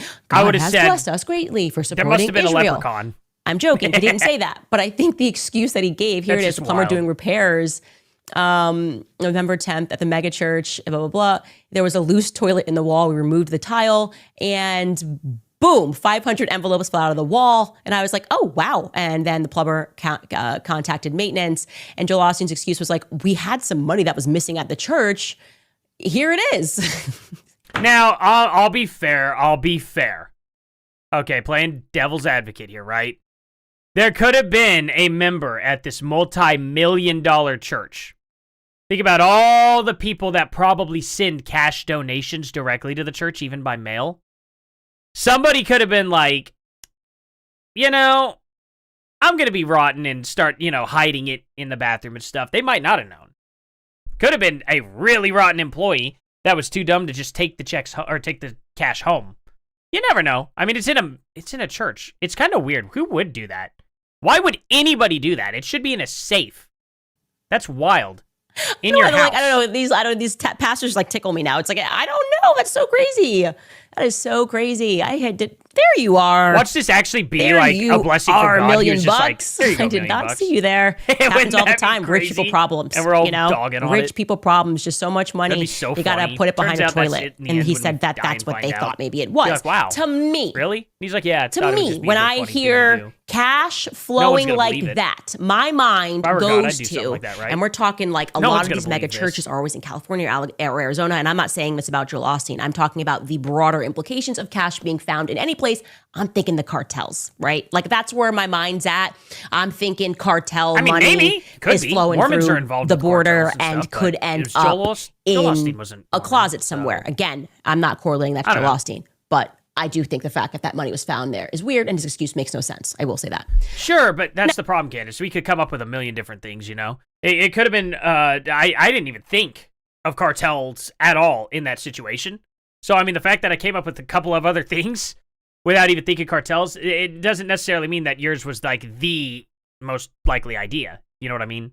So it's just weird. Yeah, I mean, maybe churches don't pay taxes, or, I don't know. Maybe he didn't want to have that money appear, in his, how would I say it?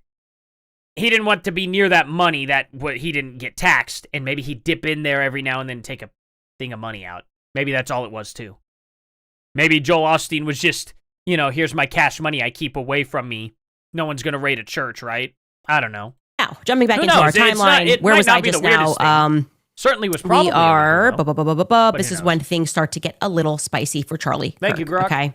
So that's Sean Foyt. That's who- June TPSG, 2025. Money's looking funny, Yeah, which according one- to yeah, multiple which people one- and which organizations ones? that have worked with That's where him. it comes from. Mark has made a note. No, that's incorrect, Mark. I checked this 3 times. You're thinking about. You're saying that.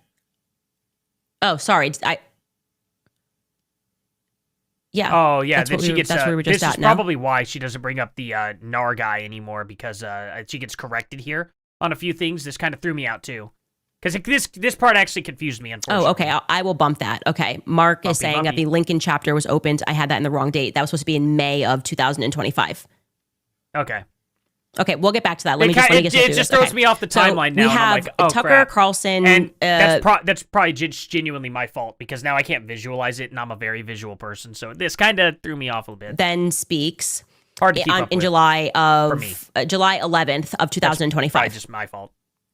This is a very big deal. Okay, very big deal. Tucker Carlson gets on stage at Turning Point USA, and there is a donor panic, an absolute panic. He gives a speech. He calls out Jeffrey Epstein, right there. He's calling out Jeffrey Epstein. Dave Smith is speaking. They're talking about Israel being a problem. He's getting cheers from the crowd, right? This audience being like, yeah, no, why are we married to this like nation in the Middle East that happens to be committing a genocide?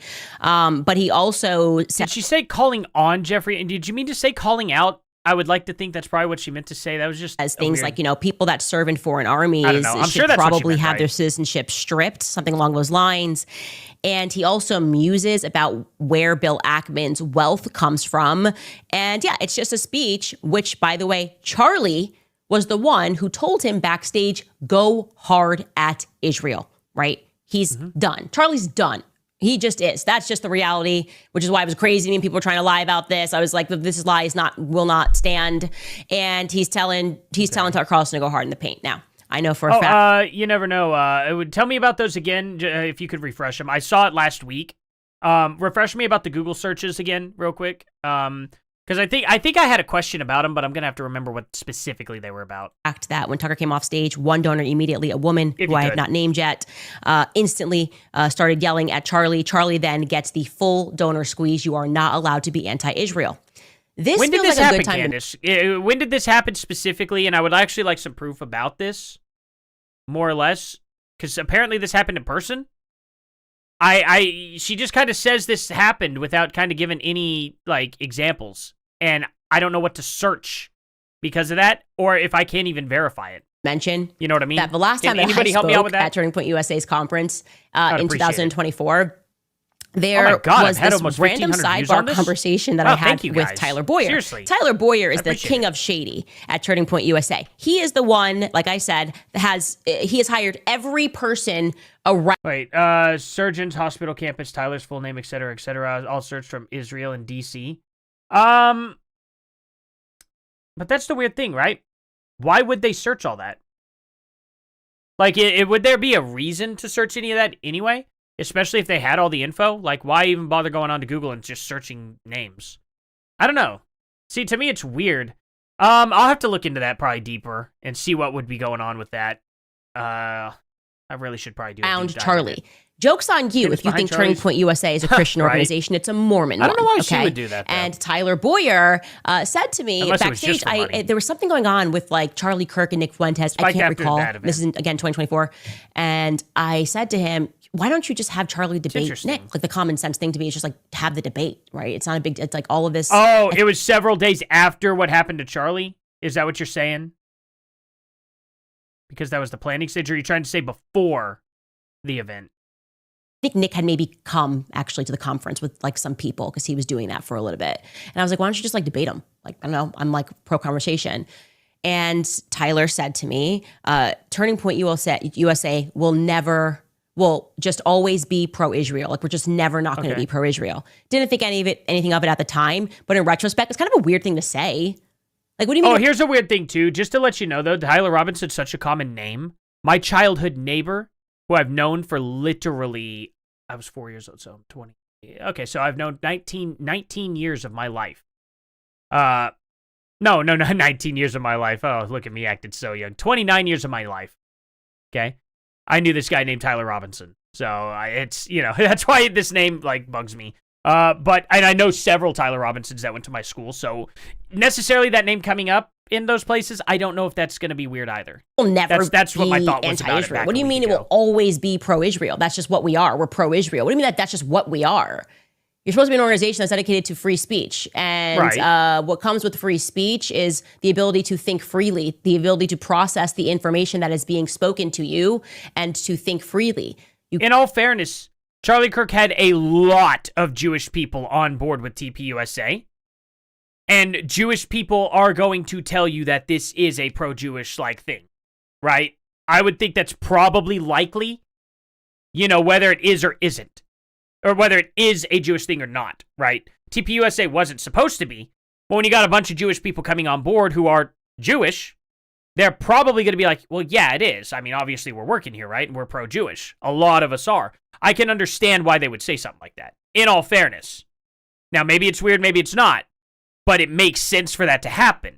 You know what I'm saying? Care about free markets, which I think actually it relies upon free speech to have free markets. I don't even think the markets are free right now. And so I'm just trying to understand this concept that Turning Point is just never going to not be pro-Israel, actually, in the retrospect. After Dave Smith embarrassed and himself, so if we fast forward a year later, Thurl Carlson's on the stage, and his hype boy, his hype man is Charlie Kirk, and he's like, just hit him hard. And he goes out there and he hits them harder than anything. And suddenly there's an explosion, right? And they're really angry. Okay. They are very angry. Josh Hammer is angry. Seth Dillon is angry. Is there any proof of this whole angry spell? This whole thing that happened behind the scenes here, or was this something that happened in the public? Because she's mentioning this stuff, but I don't see any sources. I don't know what she's talking about specifically. She's saying one thing led to another, and then Charlie hit him back, and an explosion happened, and then now they're all angry, and it's like, is there any evidence to back this? What is she specifically talking about? I feel like there's a reason why she's not being very specific. You see what I'm saying? It makes it really, really hard to sympathize with what Candace is trying to tell me when she doesn't give us the full story here.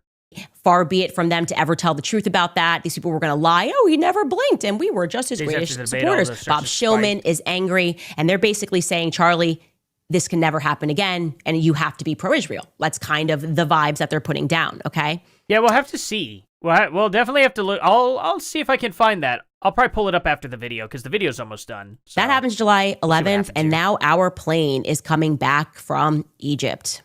Just 9 days later, it goes through Omaha, Nebraska at 11:37 a.m. It departs, and it heads over to Lincoln, Nebraska, and it stays there for 6 days.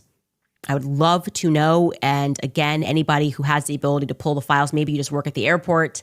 I really would like to know who's on that plane. I don't necessarily know that, I can understand why people would think that. But with the amount of money she is making, if there is incentive, and if she's doing this in a way where she's so careful with how she says things, which she has been pretty careful, with a lot of the stuff she said, she hasn't put herself in a position to necessarily get sued. You know what I mean? She's playing it pretty close to the edge.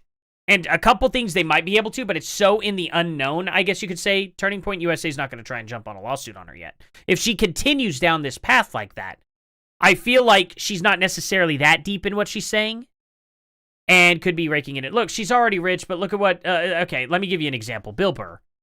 Bill Burr, for years and years and years, said he would never, ever do anything in the Middle East. It's blood money, da-da-da-da. And that he would never sell out. And then all of a sudden now he's woke and he's selling out. You got to realize Candace Owens started off as an extreme leftist who doxed children in 2016.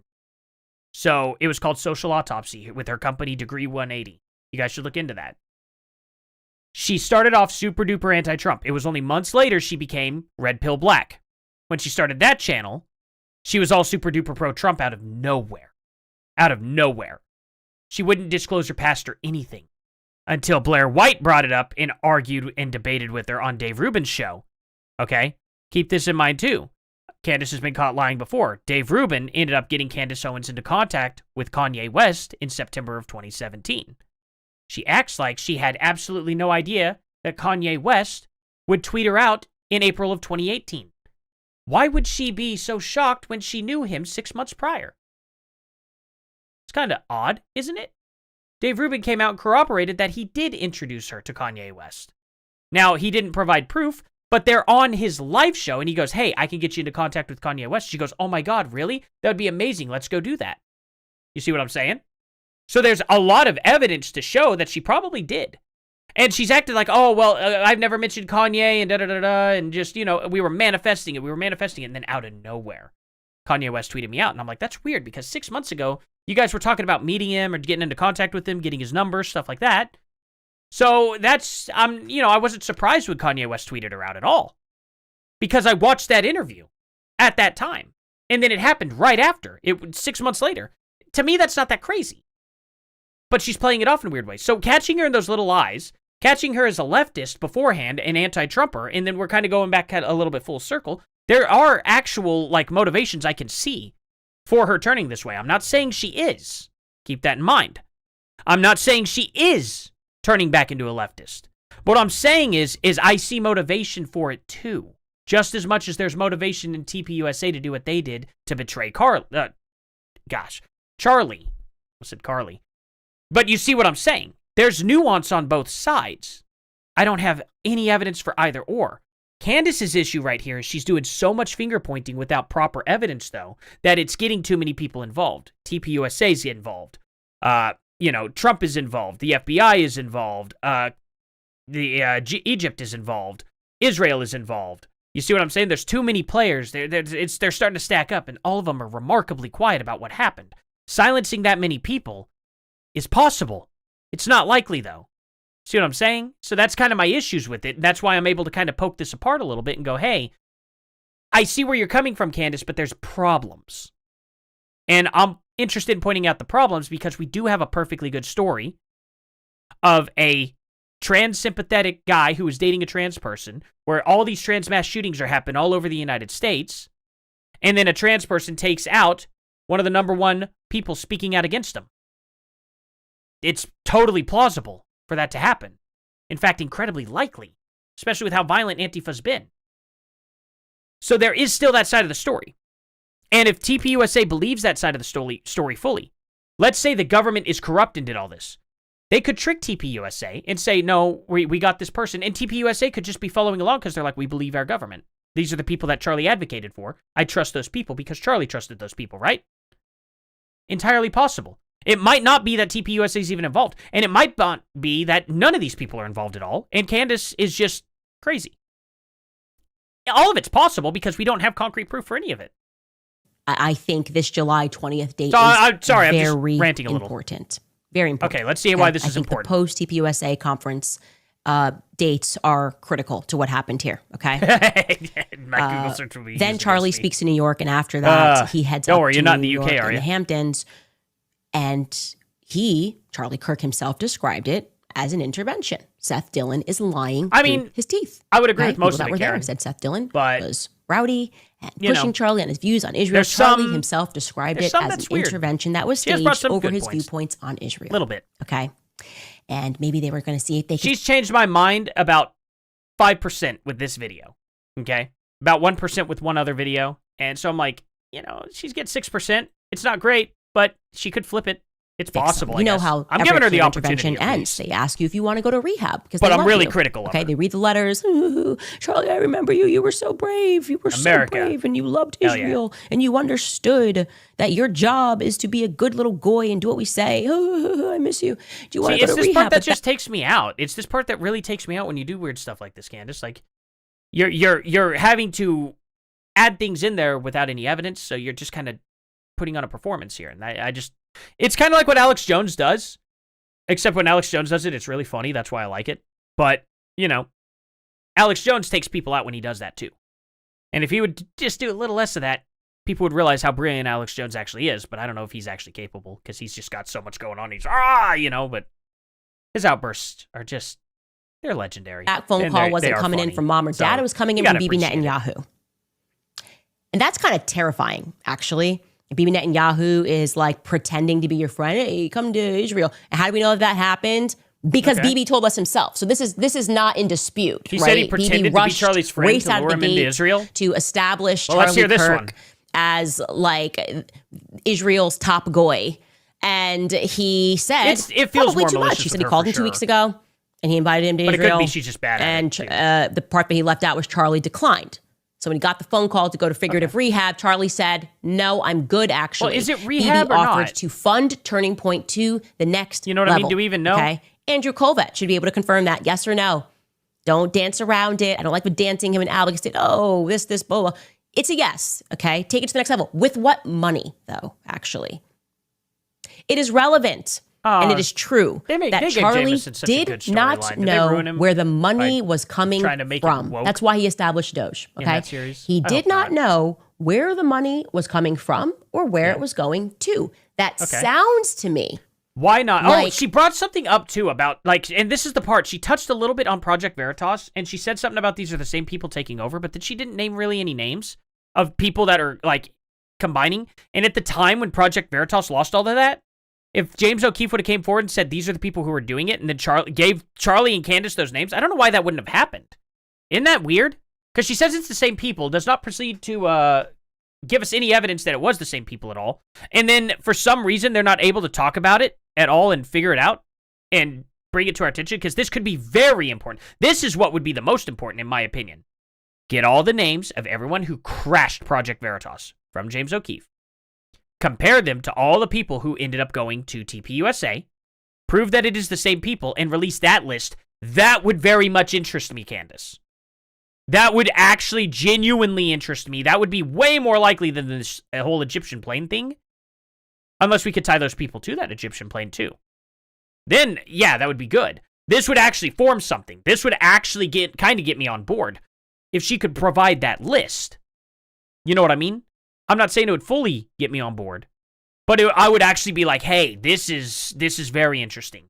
Why doesn't she do that? Because she could actually get that information really easily from James O'Keefe. You know? She could put that list out to the internet. We could find out if they're connected to TPUSA, right? That would be something. If she doesn't have actually the names of the people, then she can't say that it's the same as Project Veritas. The people who crashed it came into TPUSA. And that's a problem, okay? Hopefully she does that next time. A very sophisticated money laundering operation could have been happening under his nose. Now, I'm not a forensic accountant. I am saying this so that those of you who are forensic accountants can go do what you do and figure out, for Charlie, establish the internet Doge. That's what sucks. Okay? Where was the money coming from and where was it going to? And then my turning point inside. Why was Charlie Kirk in a position where he didn't know where money was coming and going to? Why didn't he get to the bottom of that? And how do you know that was happening? Because I didn't see any evidence whatsoever of what she said. She just made the claim this was happening and decided to not provide any texts or anything. You have texts from 2018. You don't have texts from when he was telling you about that part. See, how do I get behind that? Tell me I just have to the trust money her word was for indeed it. looking That's the funny. problem, too. Okay, it was just a lot of money coming in really fast, then going out really fast. And I can tell you what it sounds like. We don't have any facts on that. We only have just a sense of Charlie's emotion at the time. But that's the problem, Candace. You're trying to tell us, okay, emotions that may or may not have happened because I don't know if you're lying or not. How am I supposed to trust you on this? The whole thing is trust me, bro. And that's where you lose me, Candace. This is every time you bring some sort of evidence forward, it's trust me, bro. You know what I mean? And that's the big problem I have. I don't know if money was going in or out. I have no idea. I don't know if these are the same people from Project Veritas invading TPUSA and trying to crash it. Was James O'Keefe legitimately in danger? Because if these are the same people, right? Wouldn't that put James O'Keefe, genuinely very, very close to something happening without him knowing it? That's got to be a spooky thought for him if that's the case. She needs to get the names of those people. That's what needs to happen, baby, and we need to compare them. Maybe where this money's coming from. I'm good. I'm not going to go to rehab in Israel, and I'm not going to take your money. Charlie says no. Okay. I don't know that it's true at all that he would be going to a rehab in Israel, though, Candace. Do you understand how crazy it sounds when you say that without any evidence? Guys, is there anything I'm missing to where I could actually legitimately prove that Charlie Kirk was getting asked to do a rehab in Israel? Any evidence out there that I may be missing? Because I don't want to overspeak. I don't want to overstep and leave out any evidence that I might not have seen. But I wish you would have just simply shown that here, And if it's true. what happens next after that's a heck of a plane. the Hamptons retreat That's a wild plane. is that and I think this is a BTT. I didn't put this on August 17th. I missed this. BTT comes in. Is that comments BTT? saying most of the money's in a Stays trust for 6 and you won't days. get Yeah, it because till it went back his to Cairo. dad passed. BTT, Wait, who? that's our yellow plane. Wait, who we're talking about? Comes into Nebraska and again I've does not heard that about trip that into psycho-rap. Lincoln immediately.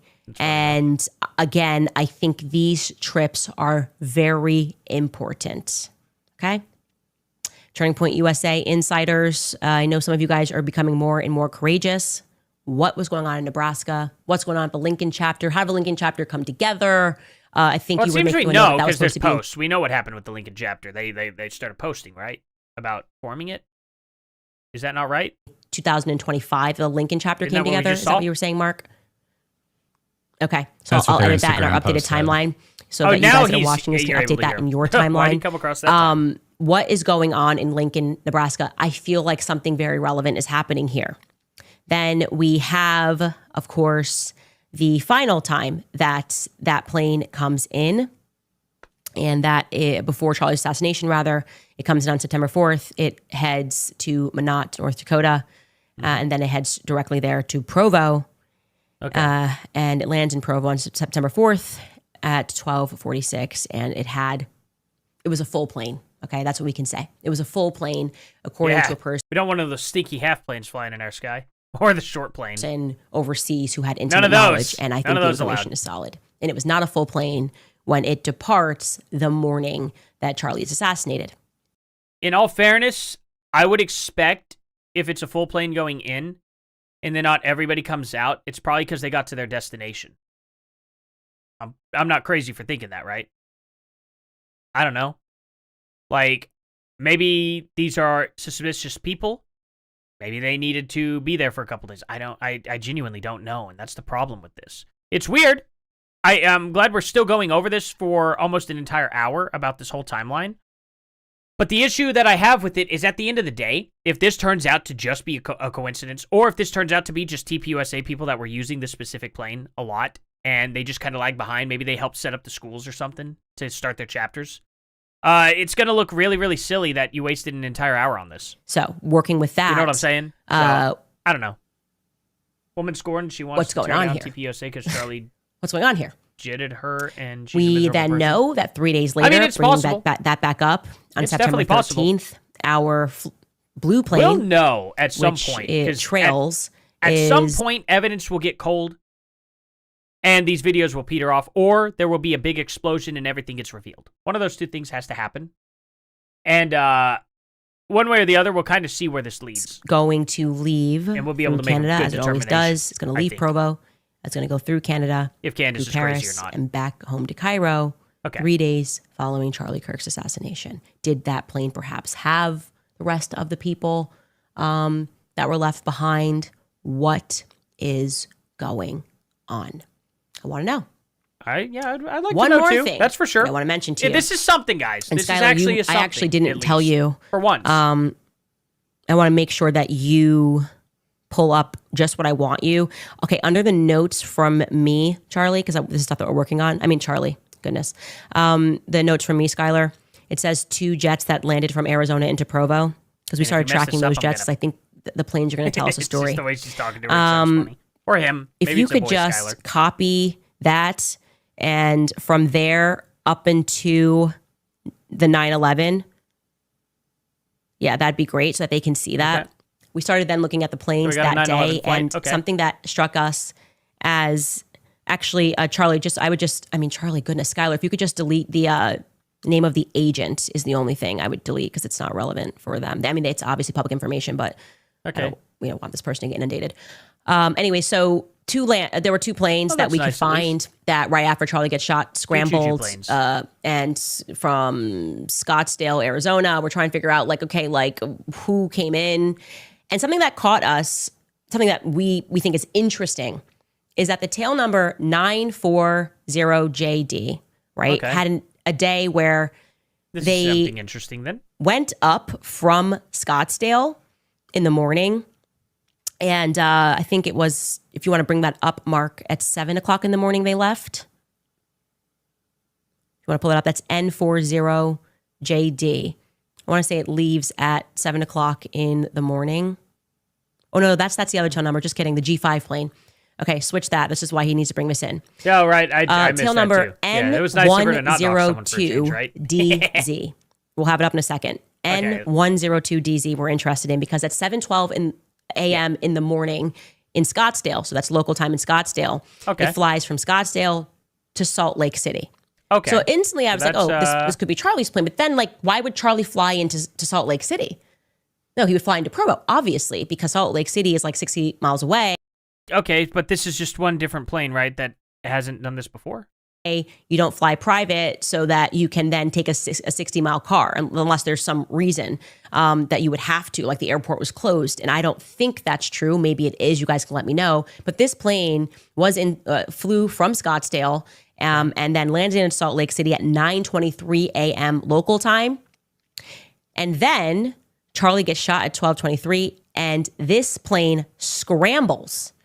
And it leaves Salt Lake City, and it heads to Scottsdale at 1 o'clock p.m. So that's pretty quick, but coming from Salt Lake City doesn't make sense to me. So I'm thinking this had on somebody, but why did they go to Salt Lake City? That's what I'm trying to figure out. Okay. Well, why? Like, and how is this anybody's business? Because we don't. What kind of plane is this specifically? Like, did she mention that if it was like private, government, or military, or is it foreign? You know, do we know? Because I didn't hear her mention any of that, so I don't know why this would be significant specifically. 5 plane. Maybe I missed that. Then but I don't think I did. Gets back to Scottsdale at 1 p.m. local time, right? Because they're going to gain time going backwards. And then they are only on the ground for 15 minutes. They turn around and they go back. Okay, so it's just a really rapid plane. They go right back to Scottsdale. Okay. It's possible this plane picked up Erica. It's possible. This could be the plane that picked up Erica. This could be the plane that, yeah, I guess I could see that. It could have brought her to the location, right? That makes sense. Provo.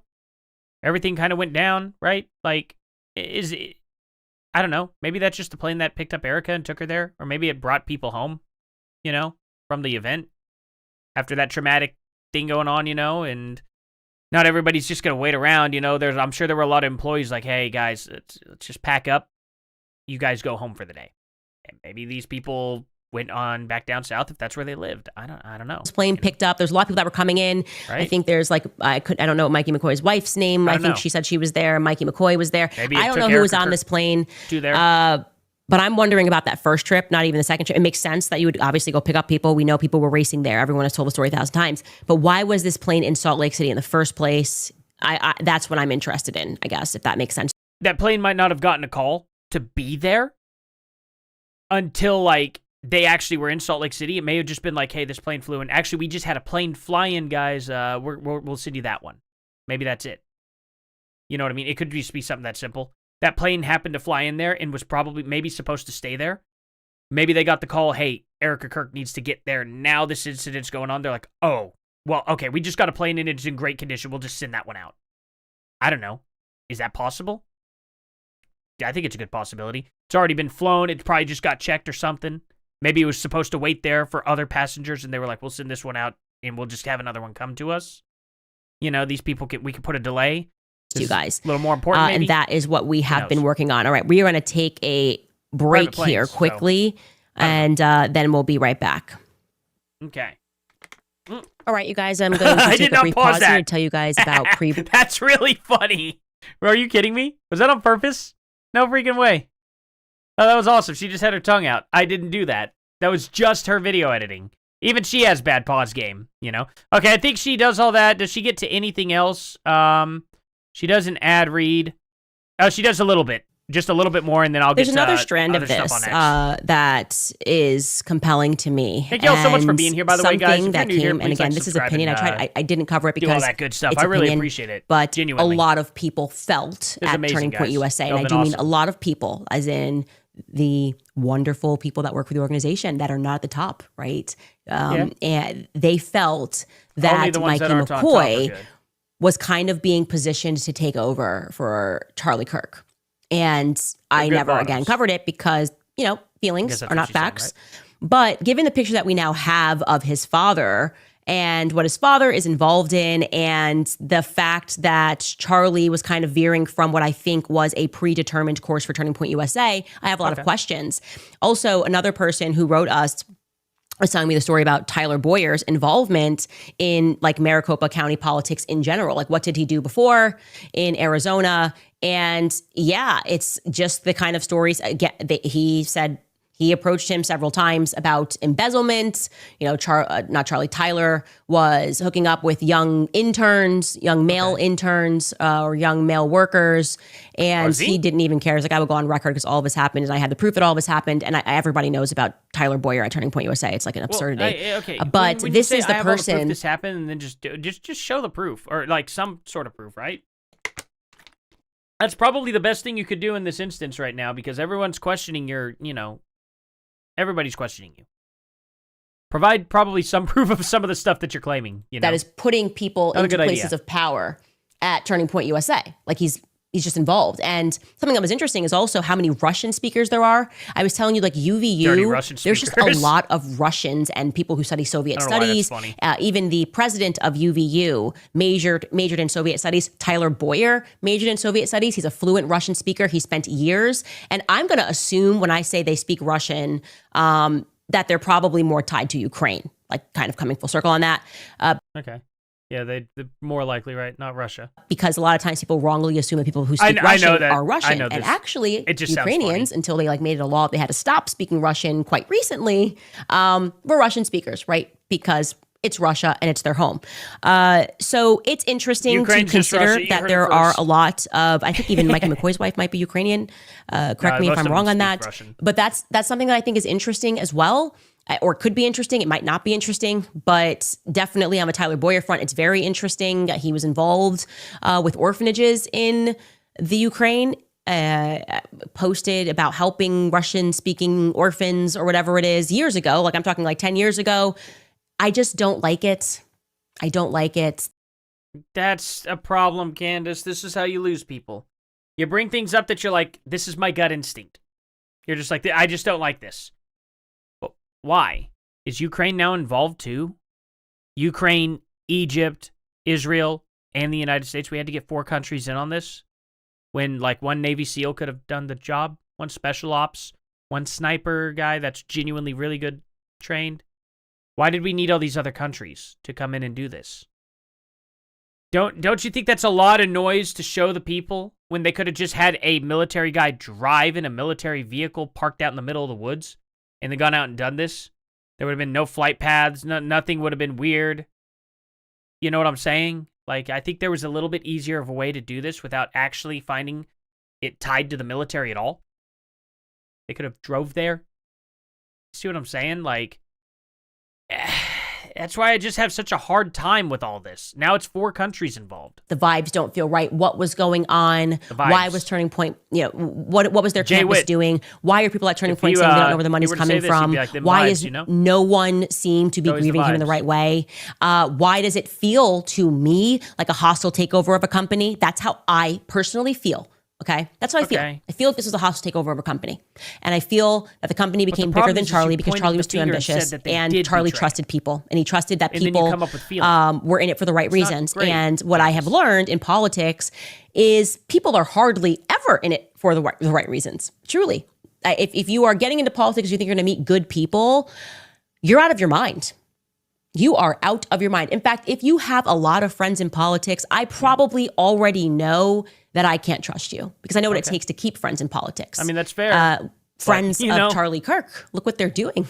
Cash Patel, Charlie had him on his show. Cash Patel should be the FBI director. He fought for that. Look how Cash Patel is acting, right? 33 hours, wink, wink, Freemasons, wink, wink, wink. Oh, Tyler Robinson's file adds up to 33. Oh, the Freemason Lodge in St. George or in Utah is number 33. It's like, we get it. Okay, this was an assassination at a very high level, and they do communicate with numerology. And if this sounds above your head, it's probably because you're not in my book club. But it is. That's why. You bring up something that's a wild, crazy conspiracy theory, right? That's as old as time, right? Now, I happen to think that there's merit to it. You know, I don't discount it or anything like that. I'm just saying, you bring it up, and then you're like, by the way, if you're not paying me money to be a part of this club, this is probably why you don't know about it. Candace, you could have just, like, explained it. Instead, that's your little nugget of, like, come join me here, give me money. And on top of that, when you're bringing something like that up with very little merit, like, oh, it's 33, I instantly am having to associate it with the Freemasons. Maybe it is, but at the same time, you're going to lose a lot of people. This isn't very compelling. This isn't a smart thing to do.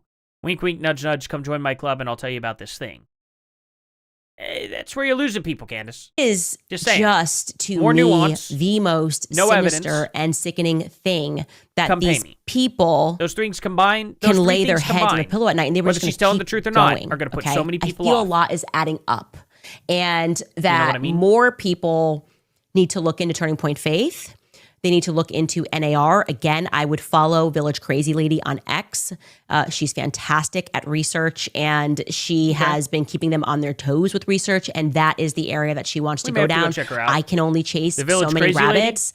Lady? And I think what we have an understanding of is an apparatus that was about anything but faith. A red jumpsuit. Okay. Oh, sorry. I think actually, when I now look at the picture and I'm learning more about Rob McCoy and knowing that he was the co-chair in 2024 or maybe in 2023 of Turning Point USA, they believe, and this is why the Christian Zionism thing becomes so important, that they can hijack our emotions and tell us that it's our biblical duty to support the state of Israel, because I think the state of Israel is probably involved in what is happening at the border, in what is happening overseas. It is definitively involved in all these wars. I mean, everywhere you look, Israel pops up. It doesn't matter if you're talking about Congo. They'll be like, well, look at what the... Incorrect. Israel's only on one planet, one place of the planet. It's not just popping up everywhere. What's she talking about? No, anyway. It's not everywhere Israel's popping up, per se. I don't know about that. Christians being slaughtered in Congo. Oopsies, Dan Gertler. With the diamond thing. How are they number one in the diamond trade? They don't live in a place with diamonds. That gross. Could say the same about China, just saying. With the cobalt mines and everything going on in the Congo there, there's the whole invisible children situation going on with the world's biggest and longest genocide, to be going on. Trump apparently ended it back in May, which would be amazing. I just don't know that for sure. I have no way of verifying if it's ended or not. But if he has, absolutely incredible work. If not, kind of sucks, because that's something that, I was kind of passionate about back in high school, and nobody talks about that, and it's like a billion times bigger than what Palestine could ever hope to be if they are really a genocide, right? What was going on in the Congo with the invisible children was significantly worse and at a much greater scale. Same with Balochistan. All that good stuff. Nobody ever talks about those genocides that are going on that are so much worse than what's going on in Israel and Palestine, no matter which way you would slice it. You know what I mean? I guess genocides, people don't care that much about genocide. Oh, so what are we even talking about? Like, what are we talking about with this nation? What are we talking about? Charlie was a Christian Zionist because he believed that was true. And I actually believe it is a perversion of scripture. And I am begging you all, those of you who go to these mega churches, those of you who are evangelical, who follow these evangelical influencers, you are probably noticing about now that they are mum on the topic of Charlie Kirk. They want to move on. They want to let it be known that it's just a trans shooter. Not one of them is standing up and going, no. I spiritually feel that something is wrong. We all feel that something is spiritually wrong, and yet these people are trying to tell you that there's nothing to see here. That needs to be your wake-up call. Trump's doing a good job. If there is going to be a turning point, it is not going to be the one that they expected. Okay? I sense that. Not. There will be a turning point, but it is not going to be the one that they were banking on, where a bunch of Christians are sold slop and are told that it is their God duty to support the nation of... Candace, if you like this, according to this, that's technically how it would be happening, right? That's exactly what's supposed to happen. Maybe not from them. It doesn't say it's going to be coming from Israel or anything like that, but I'm just saying, technically speaking, if these are the guys who get Revelation going, right? Technically speaking, actually, yes, we will. Actually, yes, the Christians will have to go through that. Absolutely. I'm pretty confident. But, it depends. It's funny because she is fighting it, hardcore. Let me do the Candace thing, actually. I can't believe she did that earlier. That I got to clip that. Israel. But I'm just saying, while technically, looking according away to from that, the fact that they're acting real weird in the hours after Charlie's assassination, doing way too much. Man is cartwheeling to We all tell get you they had persecuted in nothing the to end, do with it. right?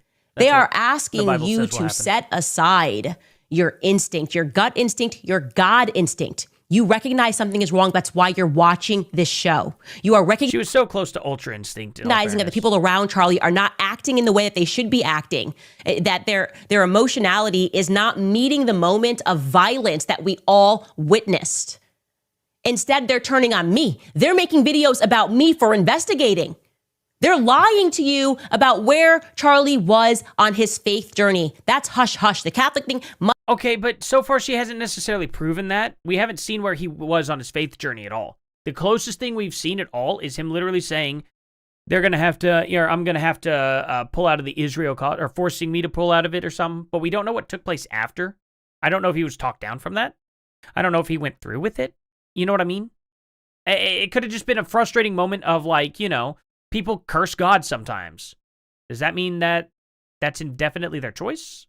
People curse their friends sometimes. Does that mean that's indefinitely their choice afterwards? Sometimes maybe they're just mad and they text something out. I don't know. I'd like to see the rest of the text messages or the text messages before that. You know what I mean? That's all I'm saying. Stay hush hush. Why did Why? It's all kind of adding up, right? They're attacking Tucker Carlson because he's attacking Christian Zionism. They're angry at Charlie because it's looking like he might get off the Christian Zionist reservation because that's what it is. Some people are upset at Tucker that's Carlson a plantation. for defending Sharia law. And what they are mining is your emotion. What they are mining is your belief in God. And there's no question in my mind. It is corrupt, but it is also dangerous. It is dangerously corrupt. And I think that Charlie learned this lesson the hard way.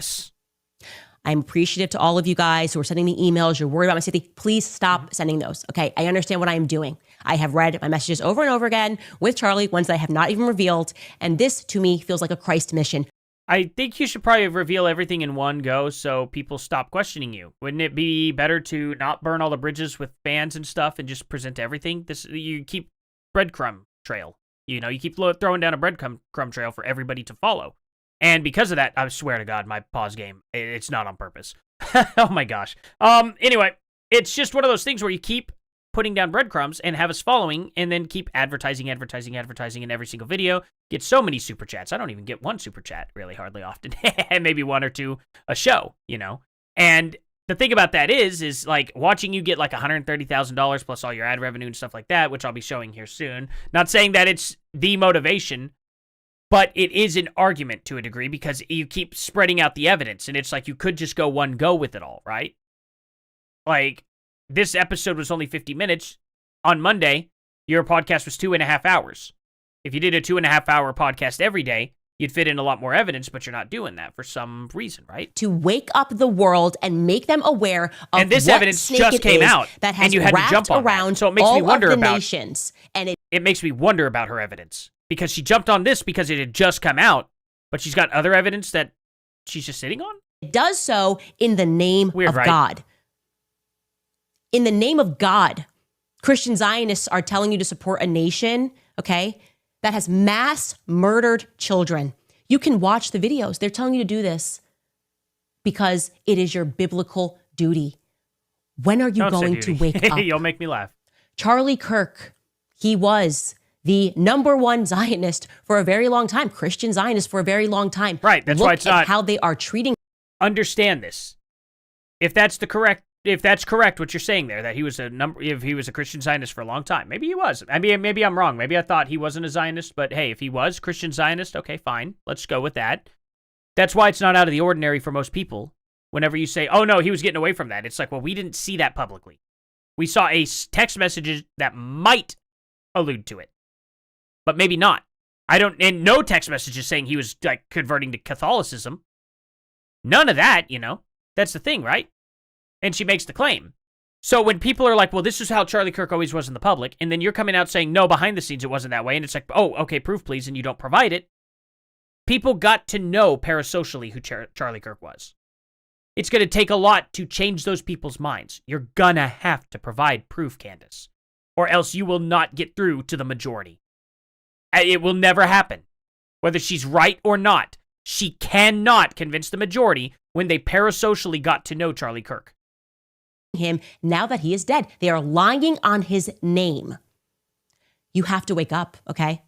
It is my mission I don't have to share this information with you to get you to wake up, because I think Charlie was right. I think there was something about me and him together, okay, that was, I don't know, like just meant to happen, you know? Not in the way that some of you guys are interpreting that. The kid, he was literally my kid brother, but I mean... Okay, so when people say that, where you're acting like you're soulmates with him, it's not exactly like saying, oh, you were trying to get with him, per se. It's like you were trying to say that fate had brought you two together in a way that is, you know, mystical.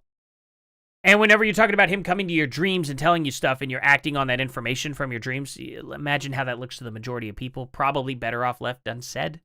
You know what I'm saying? There was a higher calling to his assassination, which he knew was coming. He knew he was going to die. He said from the time he started Turning Point USA that his life was going to be short, and he knew that I would be the one to fight for him.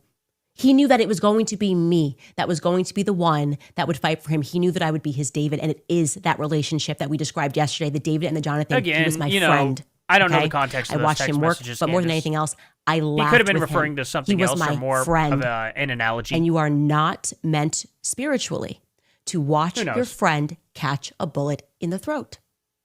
And you've got two things after that happens that you can do, okay? You can run from it. You can run from it and say, I don't want to end up like him. Or you can fight like hell to find out who did it to him. And I have chosen You mean option fight, two. Trump, you know, like All right. that whole slogan. I'm going to take some of your comments after we get back from this brief break. There we go. Brief break. You know, actually a nice ad break. I don't get those yet. Maybe I'll get one day, right? Maybe I'll get an ad. It'll have to be something good, though. I'll have to cross it. I'll have to share it with you guys before I actually take an ad. I want it to be good. I want ads to actually genuinely serve you guys. So, you know, I'll always take them up with you before I take an ad. Anyway, so here's the thing, right? Everyone's talking about this right now. Erica Kirk. Intimately putting your hands in a man's hair is intimate, but maybe that's just me. It's not, I don't think it's in his hair as much as her hands are just on his head. You see what I'm saying? She's got these rings on. They cast a crazy reflection here. That is just a reflection. That's not his hair peering through her hands. And the fact that, you know, she does the same embrace here on this woman. I don't know. It just happened for a brief second. It was on video. Like, is the video here on this? Oh, these are things that I shared. Let me see the Erica Kirk thing. Oh, they don't have it? Hold on. Trump host, Erica Kirk embrace. Okay, let's see the video. Let's see if there's a good video. Oh, what stage of grief is this? Okay, she's hugging on this guy now. What, is she just cheating with everyone? Right? So, there's that.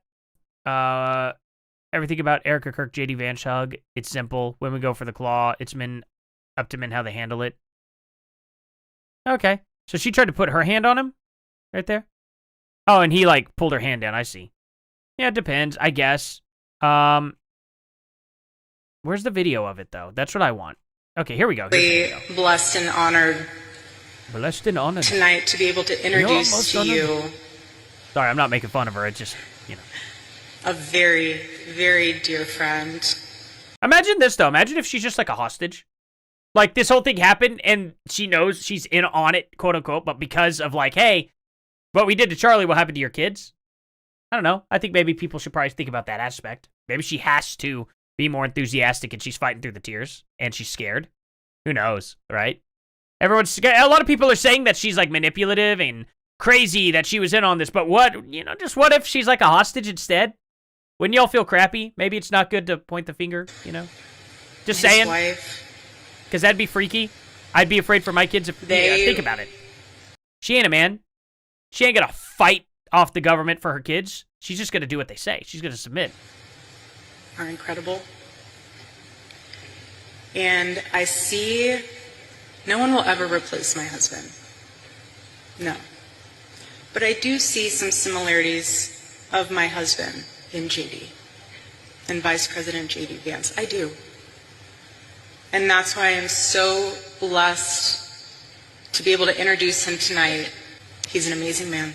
So please help me welcome to the stage And here's the thing. Like, people are saying, oh, replace him as my husband. But maybe she meant replace my husband as a speaker. I don't know. No one could replace him in the way he spoke. Public speaker. Vice President J.D. Vance.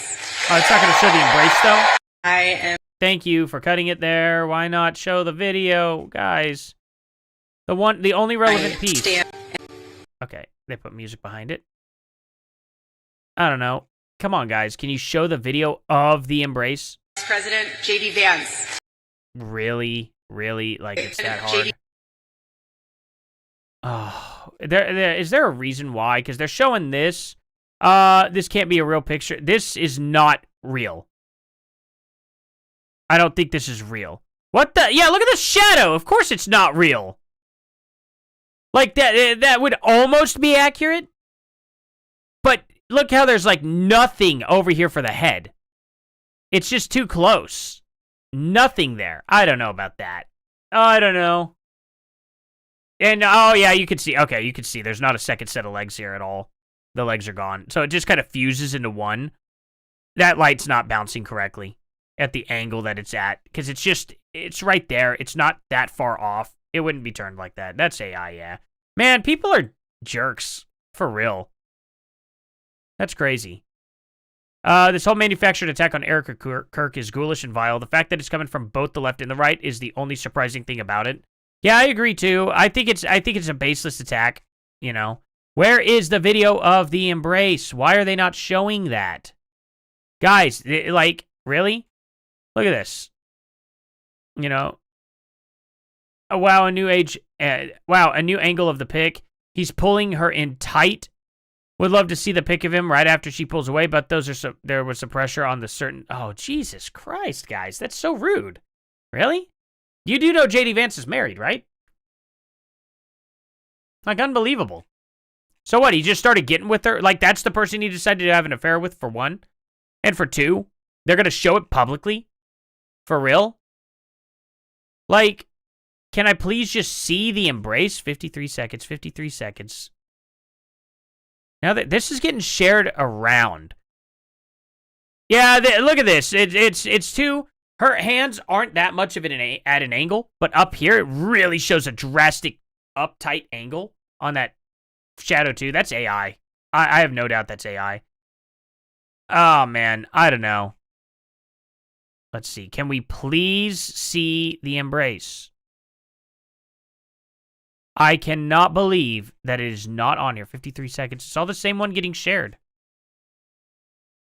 That's wild. Like, I've seen it, but I can't find it now.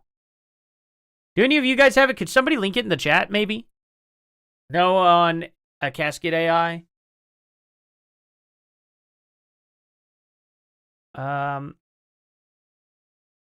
Gossipers, freedom. Our children aren't free of danger in school or fear. We're terrorized for life, dramatized or being blown by smithereens by that effing gun. Your fetishes and would F if you could.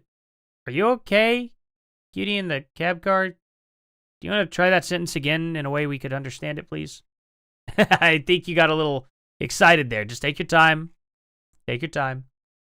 Way you two go, adults in the room. I don't know what you're talking about. I'm sorry. I have no idea what you're talking about. You're gonna have to. I think you're gonna have to slow down a little. Where is, like, I just want the, is this is different. Ever replace my this husband. Is different. Here we go. Here we go. Thank God we found it, I think. Here we go.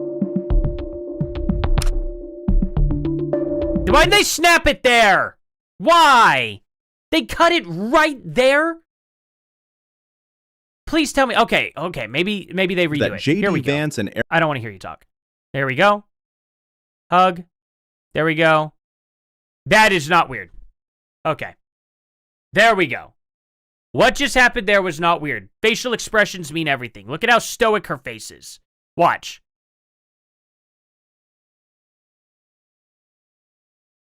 Stoic face. I don't know. Yeah, I don't know about that. See how fast see how different it looks? Ever replace my husband. Like, just think about this. Look at how dramatic it looks. Even if it was a little something. Look at this. Okay? Just watch it. Okay? Going by that quick. And then just look. Oh, now it's not going to show the embrace as easy. Did they do it too? Okay, yeah, that's, I mean, look at that. That's a very intimate embrace, right? You know what I mean? That looks so much worse than what it is there. Because it's there. It's intimate. It's, you know, it looks like she's really feeling it out. Versus in the video where it's just, you know, that's it. It's a moment. She doesn't stroke her hands through his hair or anything like that. But if you put this on a picture, on the cover of a naughty book, people would buy it. I think people would buy it, right? It looks like something that you could put on a book like that, you know? Multi-streaming too. Oh, no, you're good, you're good. Let's see. Oh, Jesus Christ, dude. Cutie in the cab car. Park your car before you text, please. Please don't drive and text into here, please. Please, focus on the road. We're okay. I'm on here for like another 10 minutes or so. And, you know, I'll have to get off and I got to give the kiddos a bath and get them to bed. Give Mama a good break because she needs a break, you know. Man, thank you all so much for being here, by the way, guys. I got so many people in here.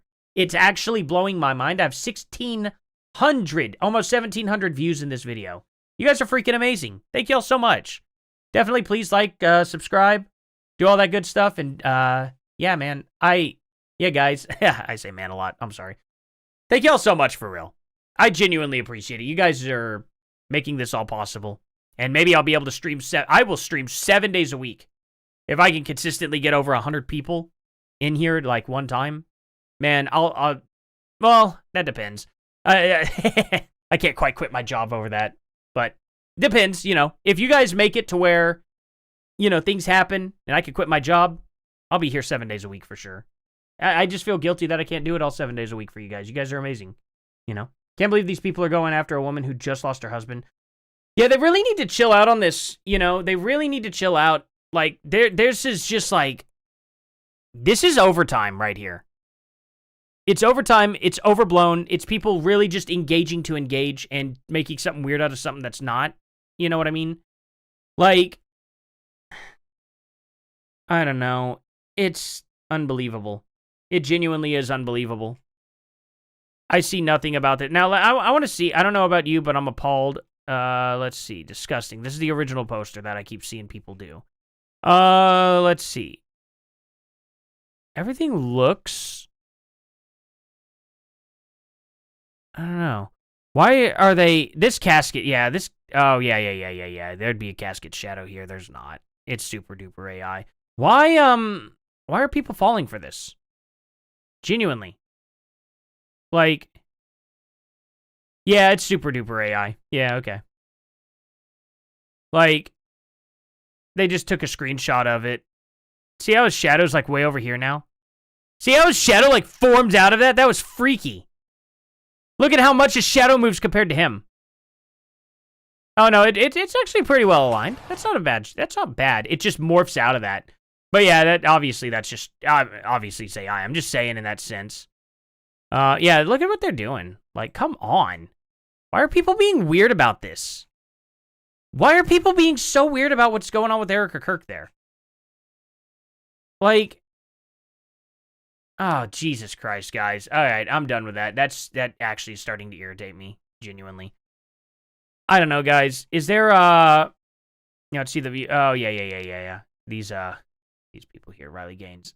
These people want you gone. Yeah, I mean, remember, these are the people who supposedly did this to Charlie Kirk. You know what I'm saying? These are the people here who supposedly did it. Is it that surprising? You know what I mean? Was there anything else? Oh, yeah, Candace Owens. So, I don't know if you noticed, but Candace is attacking you, but check this out. Candace posted this screenshot of her super chat showing $15,000 profit. She's trying to pass it off as her income for the whole month, but it's clearly just for one single episode. She's trying to play it off like it's her entire super chat income of all episodes. I don't know why. Has she done that? How did she do this? She posted this. Is it on? I'll go to Candace's. Let's see here. Let's go to Candace. Let's, oh, it doesn't let me do that, really? Great. Okay, I'll just do that. And we'll go back here in a second, and I'll look at the actual money she made. Did she post that? Yeah, she did. Okay. Do you have to lie to be a Zionist, or does it just make things easier? To your left, another Zionist fairy tale. To your right, reality. People like you are the... Okay. So who's she replying to, though? Okay. This month alone, Candace Owens has pocketed $130,000. Okay, so she replied to that with this. Estimated revenue, $15K. Supers, last 28 days. Okay, so that's not from a single episode, I don't think. I don't think that would be the case. It says analytics, last 28 days, supers. Let me see. I can verify real quick if that's the case or not. So I'm going to go into here, go into your channel. I'm going to go into, oh, not my channel. I'm going to go into my studio. So we'll find out. I'm going to see. Earn supers. Why didn't mine look like that? Okay, maybe if I click see all. Okay, how do I get it to look like that? Last 28 days. It's under, oh, it's under analytics. Okay. I handle analytics here.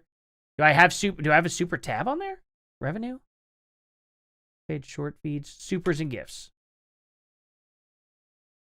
Why does hers look so much different than mine? Is that how it works? Last 28 days I could see. But mine looks so much different. I made $15. Hooray. She's got 15,000. I got 15. Okay. So super chats, super thanks. Mine doesn't look like hers though. At all. Is this on her? Oh, wait a minute. This might be on her app. On her phone app. Let me see if I can pull it up there. Let me pull you guys back up in chat. Sorry, guys. I was just trying to find it on the computer. But I'll pull it up here. I'll see if I can show you guys if it looks anything similar, and if I can replicate it, I can know exactly what it's saying, you know. Analytics. Okay. Let's see, revenue.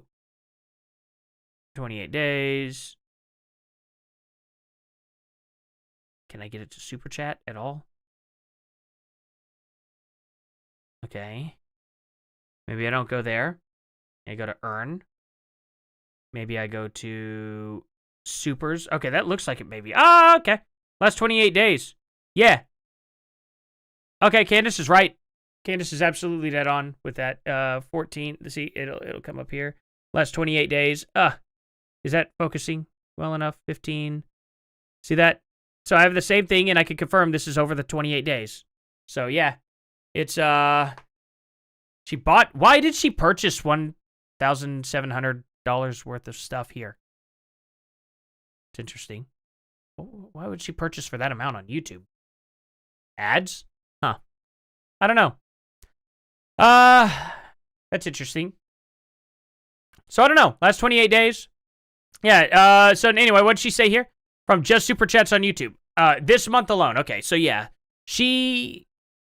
where did she get this information from though? So let's see it, because I think Candace may be right. I know the quartering shared it, and that's what I was going to get into. So let's go ahead and take a look at it real quick. Okay. Where is it? Okay, let's just go to the quartering. Because actually, this may prove Candace right here. It was Israel's TPUSA, it was Erica, it was Egypt, it was the Trump administration. Yeah, agreed. Agreed for sure. Let's see. Where is the tweet? Oh, I got to go to replies, that's why. That should be here.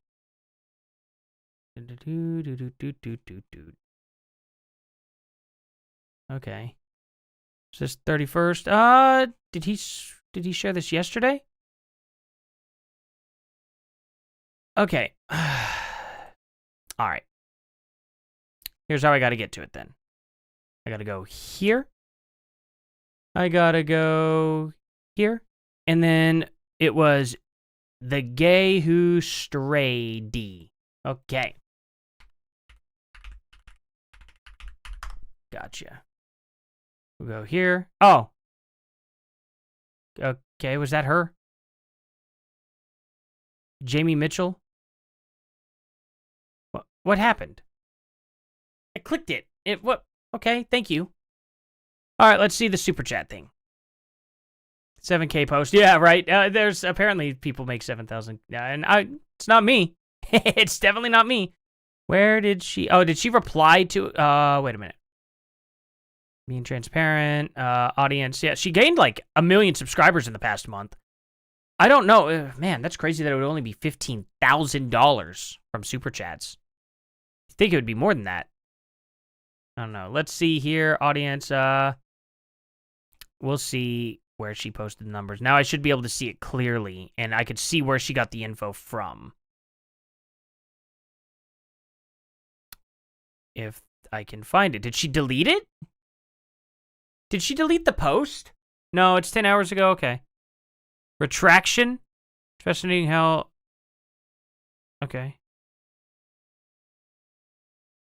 I want to find the super chat.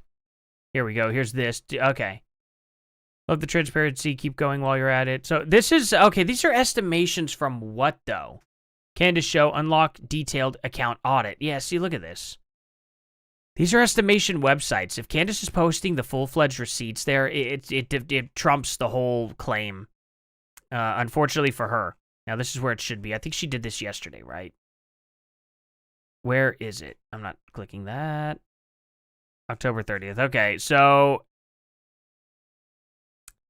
we can really simplify this.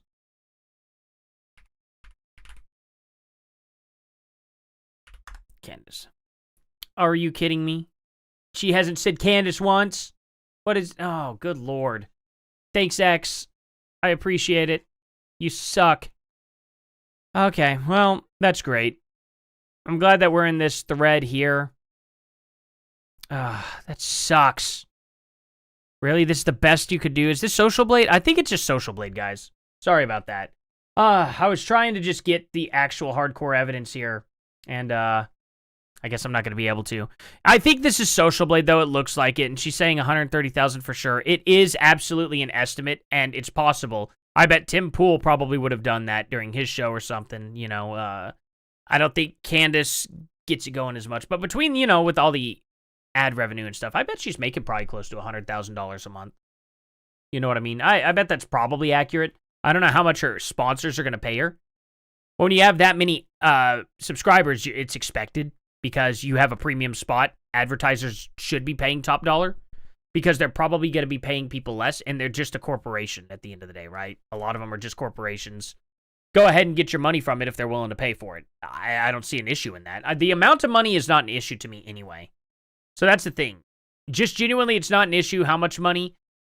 But the thing about it is it does make people, it puts people off, right? You're making a lot of money off this. $15,000 a month. That is some good money. That is really, really good money. It's crazy, right? But anyway, it's not, and it's the thing about it is she's not lying, and you know this, Candace. She's not lying. She pulled it from Social Blade and showed that. She obviously believes it. So, like, I think Candace could have handled that way better, in my opinion. Because she, like, if somebody comes at me and goes, hey, here's proof you did something, and I know for a fact I didn't, and I know the article's lying, or I know it's maybe just inaccurate, and it's especially when it's not even inaccurate. It's just saying estimated revenue, right? It doesn't know, so it's like, we approximate. Most YouTubers make around this, so we're going to say that she does too. I don't think that's crazy to do, Candace. So the fact that Candace went so hard on her here, I don't know. In all fairness, though, she went hard. It probably would have made Candace mad too. I think I would have been mad if somebody came at me like this. I think I would have just handled that a little better. Because then she posted this actual thing here. Last 28 days, supers. However, there is one possibility here, too. I don't know if she's looking just on Candace Owens and Norm Finkelstein. You know. Let me pull this open again. Yeah, this might not be. Maybe it didn't prove Candace right, because I don't have a video down here on mine. Okay? I don't. Maybe it's different on iPhone. I don't have that. Maybe she goes to supers on her videos. Let me see. Let me see here. I'm going to just go to this video, and I'll see what it pulls up. It's not going to pull anything up for this. If I go video performance, revenue, and then can I do super? Can I go? Oh, it probably won't let me because I don't have the option. Nobody super chatted that video or anything, so maybe it won't. Earnings by ad type. Oh, okay. Maybe. Top affiliated products? No. Advertisers? No data. It would show a graph, so that's not right. Video performance? Okay. Well, I'm not sure, guys. I'm not entirely sure. But in how I made money. So it looks different on my screen, so I can't 100% confirm it. But it looks good from here. But it could just be for this video. And if that's the case, she made $15,000 off of one video. Maybe that's what that person was saying when they responded. So actually, I don't know. I'll have to dig deeper for that for you guys. I'm trying to look, but I don't make that kind of money at all. Like I said, I made $15 in the course of 28 days on Super Chats. People think I'm getting some $7,000 check in the mail. I would be investing into this channel so much more. You'd see such a rapid growth on this channel. It'd be unreal. It'd be unreal. You know? I'd be view botting, probably. I'd be doing all the crazy stuff to get this channel up, right? If I was making that kind of money. Why not? Why not? You know? I could double my money in an instant if that were the case. So, you know, I love it whenever they come out and say that stuff. But anyway, guys, I gotta hop off here. Oh, it's a bishop. Oh, hey, boy. Hey, off the keyboard, off the keyboard, off the keyboard. He's a good boy. Anyway, I gotta go put this dog in a corner and start zapping him with a collar, you know, because that's apparently how you take care of your pets. Thank you all so much for being here. Seriously, I greatly appreciate it, guys. You guys made this show awesome. I can't believe it. Almost 1,800 views. Like, unbelievable, guys. Thank you all so much. I am incredibly grateful. You guys are amazing. Thank you all for subscribing. You guys every day change my life. Even, you know, I don't make any money or anything, but just getting people to even hear me out, I am so thankful for that. You guys are awesome. Genuinely, you guys are amazing. So thank you all again, and I'll see you guys here in the next one. Later. I am on the wrong page again. Why do I always do this? I'm so bad about this.